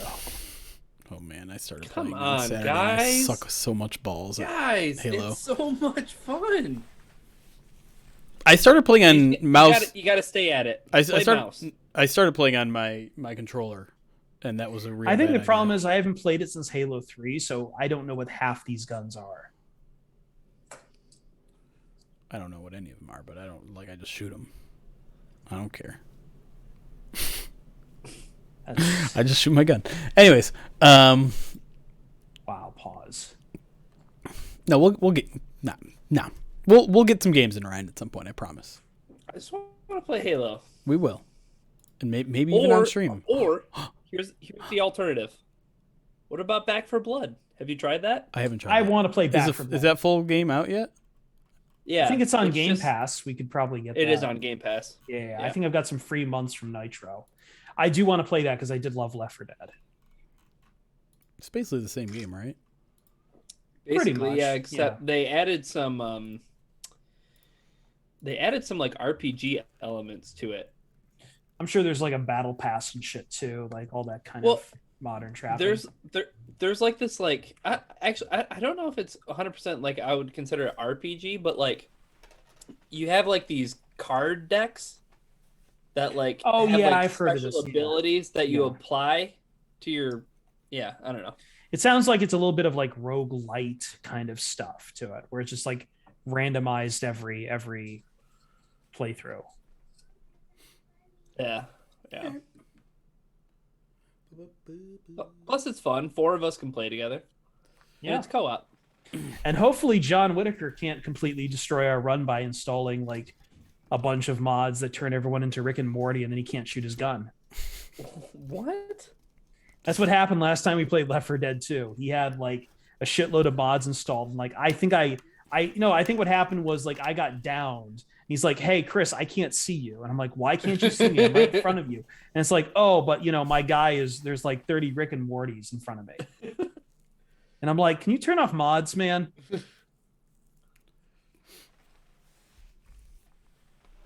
Video games, new season of Fortnite. Are you 10?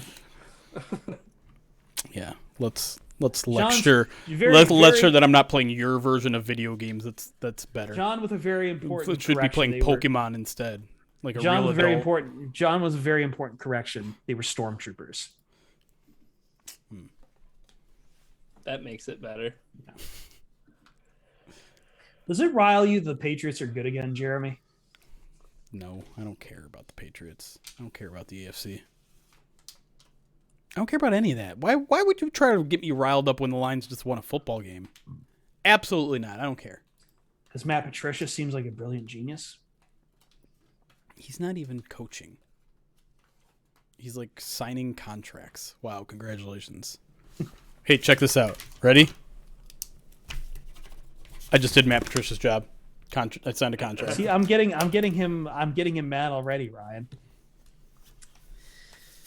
Do the Lions win this game if Adam Thielen doesn't leave in the first quarter? They win by even more. Adam Thielen fumbles. Did you just say that because Adam Schefter just tweeted about him suffering a high ankle sprain today? Yes. I did. Can we talk? I'm ready to talk third segment. Okay. I am too. I'm sorry. I'm Oxford tired, and so I'm like draft slot and things like that. Yeah, I was gonna say too. Maybe like also we need to mention how much we raised on November. Yeah, and then maybe the last thing we can maybe tuck in there that I guess can tie into draft talk is the final 5 games. Yeah, for sure. Yep. Okay, all of them winnable.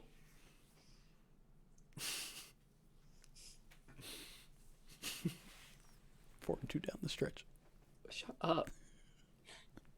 Let me take this off. Oh, it's getting stifling. This thing. Oh my God. They play the Broncos on the road. They play the Seahawks on the road. Win.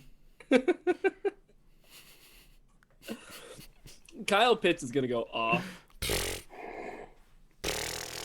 Oh God, I'm tired.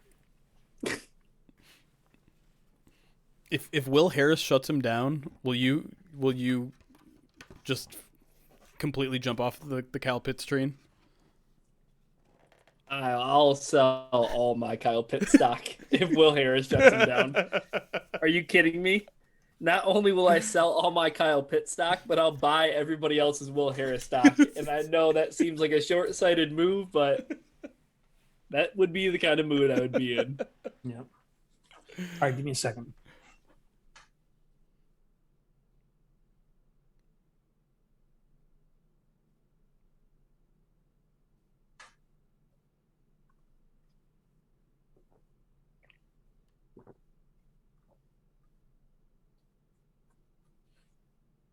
Wrapping up the Pride of Detroit POD cast here, celebrating in the basking glow of a flawless victory. No problems with it whatsoever. Let's talk about also our flawless victory for Movember real quick. We did need to do a shout out real quick because you guys, all of our loyal listeners, over the course of Movember, that is November, while we were growing mustaches, I couldn't wait to shave mine off. Jeremy is consigned to his for at least another month, maybe more. Yep. We raised $20,000. I think that word alone carries itself by itself, especially in the final day when we did a 15-hour stream that Jeremy kind of spearheaded. We raised, how much did we raise in that final day in the low, Jeremy? It was a lot. I think it was close to $8,500 alone. So almost half of our charity drive came just from that 15-hour stream. And thanks to everyone. Thanks to all the guests who stopped by. If you missed any of it, I don't know if we're going to ever put any of it on the podcast stream itself, but we had Dane Brugler stop by. We had, Chris Burke and Nick Baumgartner from The Athletic. Dan Miller stopped by. All of it is still available on Twitch. I'm going to continue to upload some of it to YouTube, but thanks to all of them. And then obviously thank you to everyone who donated throughout the month. It was a ridiculous amount of people. And I keep saying this because I want to drive the point home. It wasn't just like one or two donators strolled in and dropped 5 Gs or anything like that. I think we had over 150 people donate in total. And there were definitely some people who donated way more than I think I expected.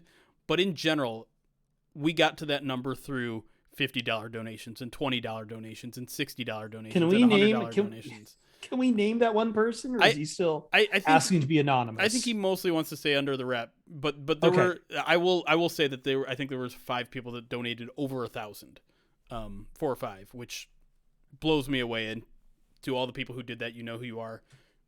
Infinitely grateful, because 2 great causes, the Prostate Cancer Foundation and RAIN, each of them got a big bump in November, and it's each of them picked by the staff too. Ryan, you picked the Prostate Cancer Foundation. I picked RAIN for myself, for my own personal reasons. Yeah. Those people who donated over $1,000, can you let me know whether or not the company or business you work for is hiring? But we're going to hear from some of those people, because some of them cashed in a $750 reward of being on the podcast. And so sweet. That'll be a formal job interview. There you go. But yeah, that'll probably take place in the offseason. There are also going to be a bunch of fun stuff we're doing on our Twitch channel as well. I'm going to be doing a Ned Flanders and a Ted Lasso cosplay on separate days. And at some point, this mustache is getting dyed blue and silver as well. So we hit a bunch of those. Wow. Yeah. You're going to have to bleach it again and nearly die from the bleach. Yeah. Yeah. No, I don't know what to say. It was huge. You think you can do cotton balls up the nose? Would that help to prevent the smell? See, this is, you learn from one experience. You get great advice like that. Are we talking about your nostrils anymore? Or are we talking about the 2021 Detroit Lions? Oh God. Hey. Can we talk about another kind of heart-touching moment, though, from like the outpouring of support and kind of what's happened over the past week involving Oxford High School? And I know that the Lions and Dan Campbell was very adamant, first thing out of his lips, and you could tell it was kind of like his emotions wearing through. And both him, Jared Goff, I think most guys who came up to the podium were wearing Oxford High School gear. Yeah. Especially those hats, which were very, very cool. But you could tell this game meant a lot to them in that they wanted to, I'm not going to say they wanted to win it for Oxford High School, but at the same time, like, they wanted to play like hell, and they had those people at the forefront of their minds for whatever that happens to be worth after something as horrible as this. Yeah, it's a tough topic to talk about it, and it, you don't want to shoehorn a narrative in a story just to, like, pull on the heartstrings. But you're right, like, this did feel like something that was very important to Dan Campbell. We heard all week, players and coaches that felt personally impacted, whether it's, Todd Wash, who was there when Columbine happened in Denver and just kind of felt those same emotions happen, and he sees what it does to a community. He sees the pain that they feel, and, almost all these coaches have kids that are in high school or around that age, and so obviously they're dealing with the fallout from that because, schools are being closed locally because there's death threats and things like that, and their kids are afraid to go to school and things like that. It's just a moment like that has so many ripple effects that you don't really consider unless you're right there in the middle of it, and like the Detroit community was this week. And so Campbell was thinking about it all week, and Goff was pretty choked up at the end of this game. And yeah, like I don't know how much it matters to this community. It's hard to know without seeing them, but the goal for them was to give them 3 hours of relief, 3 hours of something that they can, put their mind aside and just enjoy a football game. And if they come out with a win or they come out with an amazing finish like they did, maybe that helps them for a day or two, because that's all that you can do in the midst of a tragedy is you take it a day at a time. You take whatever wins you can get just to get by in a time like this. And so it's a nice moment. I hope it provides some relief. But obviously Monday we go back to the stark reality we're in. So, yeah, I don't really know what else to think about it, but I guess it was a nice moment, and obviously it was nice for the Lions to, come out wearing apparel and hold a moment of silence and wear a decal on their helmets. And to the Vikings' credit, they also wore the same decal on their helmets as well. Yeah, I think for me personally, like I was just kind of tired by the end of the week. Yeah. When it came to all of it, and the thing is I was just tired, and I think when you're tired and you can't shut your brain off, and you need some distractions, I think that's what sports are good for. Like, they're good for just being a distraction. They're good for something that, as you mentioned, Jeremy, can take your mind off things for a little while, because it's not healthy to just be so consumed in that. And that's what it felt like ever since Tuesday. Like, ever since Tuesday, it's just felt like waking up and hearing something else about it or learning something new about it. And it, for as exhausting and as tired as I am, like, you think about that community and like they are dealing with like the trauma of it and the fallout from it. And, without, being immersed in it myself, like, or anybody, the only thing you can do is empathize. And, it was nice I think, to see the gestures done by, like the Michigan football team, Sure. Wearing their embroidered patch that they had for Tate Meyer, or, seeing Jalen Elliott walk into the stadium today with, sharing the same number as him.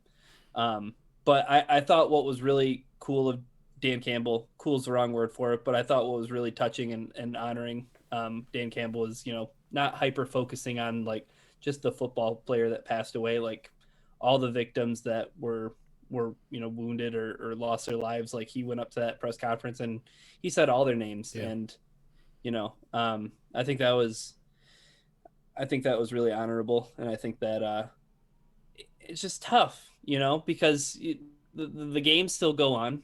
Like, you think about sports in the moment of tragedy, and you think about like 9/11. Right. Like, you think about how, like, baseball games got put on hold, and the first week after, in the NFL and things like that. And you think about sports role, and, I truly, like, more so than ever this week, I just viewed it as a distraction, and it was really healthy in that sense.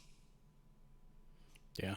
I think that's a good way to put it, and hopefully it lived up to that for some of the people hit hardest, because, as obviously, if you don't know, Ryan is a teacher. Recording stopped. Okay. That's not great. Hold on a second. I don't know why Chris dropped out. His internet must have dropped out. I'll just hit record on my end here really quick.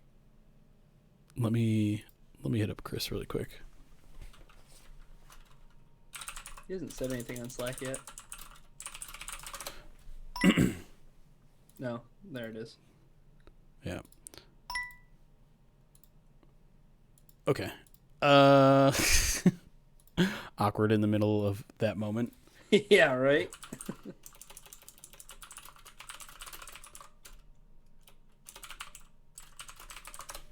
Hopefully you got most of that. If not, we could probably pull that from the stream too. Mm-hmm. Did you start up a recording? I didn't yet, but I can start it up again now. If we'll wait for Chris, obviously. I think here. My girlfriend was in Australia, moved to the U.S. to be here. She always said if we lived in the U.S., said we wouldn't be having kids because she wouldn't feel safe with kids in American schools. Yeah, like that's okay.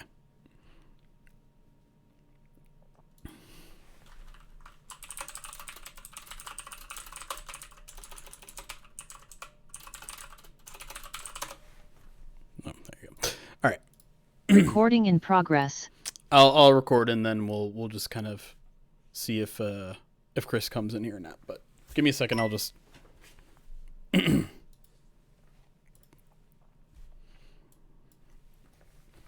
Yeah, I think all we can hope is that this did provide a little bit of a distraction and joy for those people. And if people don't know, obviously Ryan is a teacher himself, not at Oxford, but not really all that far away, all things considered. So he feels it on another level. A lot of us feel on personal levels for whatever tragedy you guys have been through, or how you can relate to a situation like this. But yeah, it is a bit of a coincidence that the Lions get their first win, and I don't know if that makes people feel any better, or just having a football game there to distract people in general is worthwhile. But either way, touching moment. I really thought, the Jalen Elliott thing was nice, and I guess I don't really know what else to say on the topic, but hopefully we don't go back Monday morning and just forget about everything. That's one thing that we can't do, right? Is just get complacent here, and it feels like we do that a little too often in faces of tragedy like this. Yeah, that's going to be the important thing. It's just being proactive and continue to work towards a solution, because stuff just has to stop. Yeah, no question.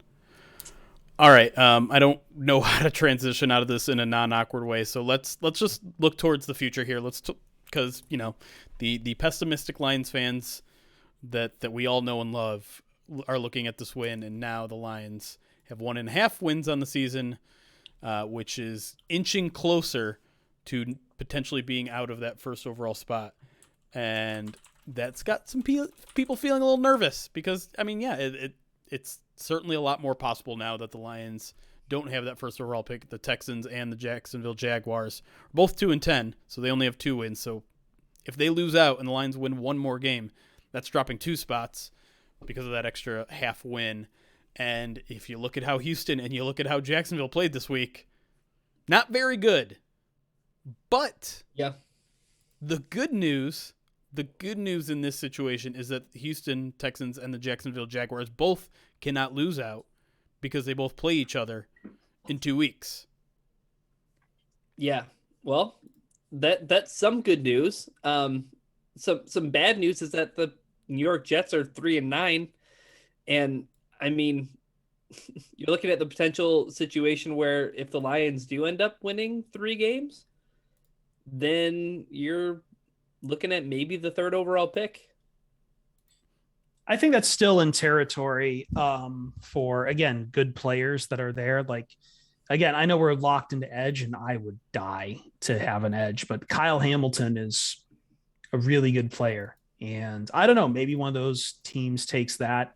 I'm sorry, I kind of lost my internet there in the middle of that. Jeremy, did you mention that the Texans and the Jaguars both play each other? Yeah, I just mentioned that. Okay. In 2 weeks. Yeah, and if we want, we can go down their schedule. Like they're still. Yeah, I'll pull up the Jets schedule too, and I think maybe the Seahawks, maybe talk about them because the Lions will play them head to head too, and They're Well, at they did 4. just pick up a win, so like They did just pick up a win, yes, but so okay. So Jacksonville, they just lost. They've got a bit of a tough schedule, but they got 2 winnable. Like Titans next week is going to be tough at Titans, but then they got that big game against the Texans, big in very much in quotations, and then the Jets after that, Patriots, Colts. So 2, maybe 3 winnable games in there. It's nice that the Jaguars play the Jets as well. Right. yes, yeah, I think that there's a good way for a lot of those teams to start splitting with each other. Right. And I think the Jets could maybe pick up a win playing the Dolphins, who have looked better, but they can certainly be got. And then the Texans, the other 2-win team here, Seahawks. I know the Seahawks just won, but this one is going to be in Houston, so I think that's a winnable game next week. Then you got that Jacksonville. Then it's kind of rough. Then you got Chargers, 49ers, Titans. Maybe 49ers is winnable there. That team has been very inconsistent, but that is in San Francisco. So I feel like, again, maybe you got 2 winnable games for Houston, 2 winnable games for the Jaguars. The Jets, as you mentioned, have the Dolphins and the Jaguars. And the Saints. Saints are in free fall right now. So Jets maybe have 3 winnable games. And then obviously the last piece of the puzzle is the Lions here. And so let's look at the Lions' last 5 games, and you tell. I guess, can we go round robin here and maybe like throw a percentage, a win? We could. Probably. We could. I mean, we could. Every percentage for me is going to be 69. Wow. Wow. Sounds like you think the Lions are going to win 4 games, Or 6.9. I had some questions that I was going to ask you guys that I have come up with. Yeah, please, let's do that first. Okay. All right. So how many wins will the Lions get against bird teams over the final 5 games? So the Cardinals, Falcons, Seahawks. Yeah. Because it feels like this maybe determines whether or not the Lions slip out of the top 3. Like you view the Broncos game as being maybe a potentially a game that you might be able to go on the road and build some momentum from this win that you Love got that here. word. Love that word. But then you look at Cardinals, Falcons, Seahawks. Like, do you think they go 2-1? Do you think they go 1-2? Do you think they go 0-3? I think they go. Here's the wild card. I don't know what they're going to do with the Broncos. Because I could see them going into what? That's not a bird team. I know it's not a bird team, but I'm saying overall this team has 1 win left in them. I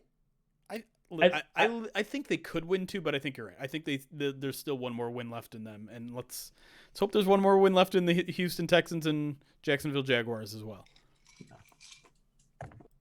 But I think one of those wins come to answer your question, Ryan. I think the Lions either beat the Falcons or the Seahawks, but only 1.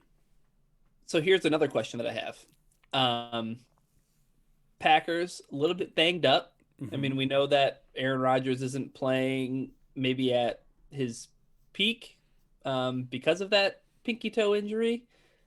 Is there any chance the Packers don't play because they have things like wrapped up? No. No, they'll be playing for home field. Well, they won't be. Maybe throughout the playoffs. So I think one of the benefits of the new playoff system, where there's now 7 teams that make the playoffs, is that 1 seed is very valuable, right?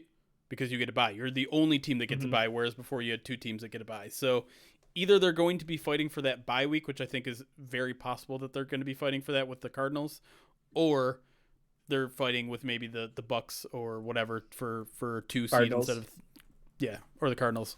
Well, either way, but I think seeding is going to be important to them. I think in general, I don't know, like I don't think they're going to have the 1 seed wrapped up. I think that's the only way that they probably sit is if they have the 1 seed wrapped up, and I don't see that probably happening.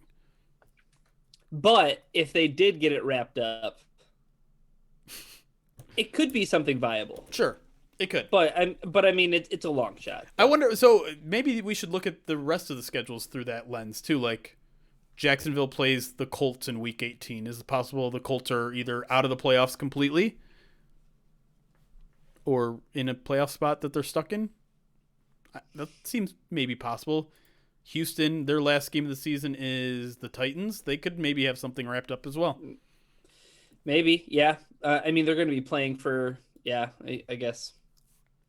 I mean, they pretty much have their division wrapped up. Right. Maybe the Colts might catch them. But the Packers' remaining schedule is Bears, Ravens, Browns, Vikings, Lions. They have quite a few winnable games. They do. Like, very winnable games. True. And not to mention that 3 of those games are at home against the Bears, against the Browns, against the Vikings. The Packers are 5-0 at home this year. So I guess to wrap things up, what level of concern do you have right now of the Lions losing out on the number 1 or number 2? Let's assume and I know you're a big Kyle Hamilton guy, Chris, but let's assume most of the fan base has locked in on Thibodeau or Hutchinson, which it feels like they have. What's your worry level that the Lions fall out of 1 or 2 and miss out on one of those guys? Yeah, let me clarify. I'm not saying I want the Lions to pick Kyle Hamilton. I just think people shouldn't underestimate maybe the attraction of Kyle Hamilton to other teams. Sure. Like, he is going to be an athletic stud. And I think, like, unless he has a bad combine showing, like that's something I keep hearing from people is about Kyle Hamilton. I'm going to rate it at a 7% chance. Oh, that's it. Wow. I feel like this win, as much as I love it, as much as I cherish it, the Lions got an incredibly banged up team at the right time, in the right moment, with the right breaks, overcoming their own mistakes. Sure. I don't see that replicated with any of these teams remaining, except maybe the Seahawks. I just don't. I don't see it replicated. And hold on, let me do the math in my head. 2-14-1 is still the first overall pick. Maybe. Not if the Texans lose out. Not if 2.5 wins is more than 2. No, I don't see those teams finishing with less than 3. Okay, that's fair. What about you, Ryan? I just don't. I mean, I would be bummed out if the Lions didn't get an edge rusher, because when Chris and I started this podcast, or resurrected this podcast, we oh my God, we wanted an edge rusher. Yeah. And then it was like every single year the Lions have no pressure off the edge. And I mean, I remember banging the table for Harold Landry. And every draft we'd come in here and people would tell me to be reasonable. There's no good edge rusher in this class at the position the Lions are picking at. Yeah, and every year I would hang my head in shame. Yeah. And I mean, look at the difference a really good pass rush makes.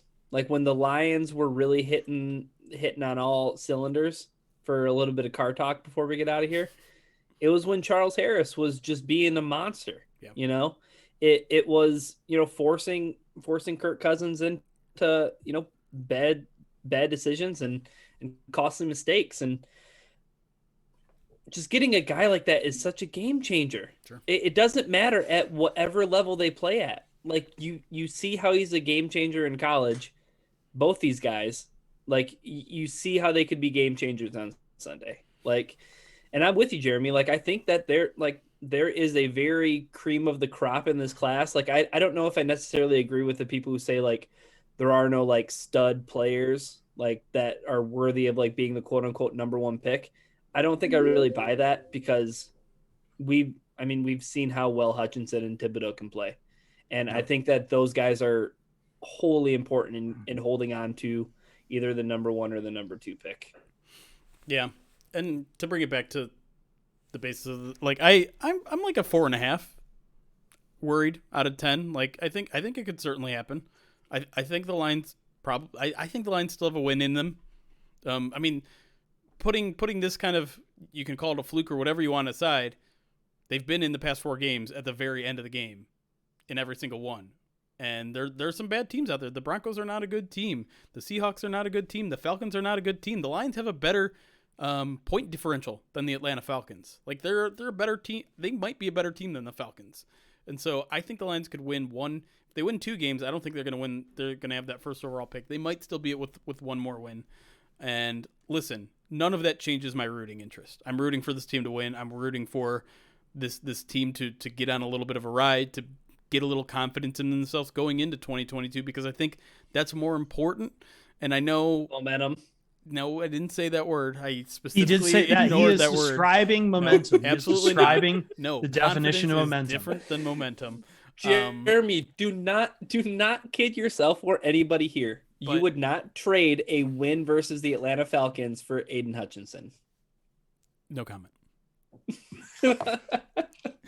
Jeremy's hoping that the Texans and Jags both finish with 4 wins. That is exactly what I'm hoping. Like, yes. Can't we all just like win some games and just like feel good about ourselves?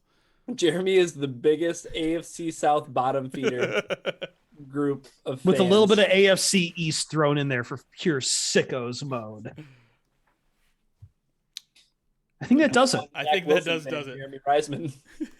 Oh my God. I think that does it. My internet went out there in the middle of it. So thank you, Jeremy, for picking that up there. And yeah, this has been a very odd podcast. A very fun one. An oddcast. Oddcast. A podcast about Oddworld, Abe's Odyssey. One of the best old school PC games. I thought you were going to say an oddly shaped ball, but no. A football. Oddly shaped ball? No? No. It's chaos. See you, Starside. It's kind chaos. See you, chaos side. I don't. Get out of here, folks. We'll see you next time on the Pride Detroit POD cast.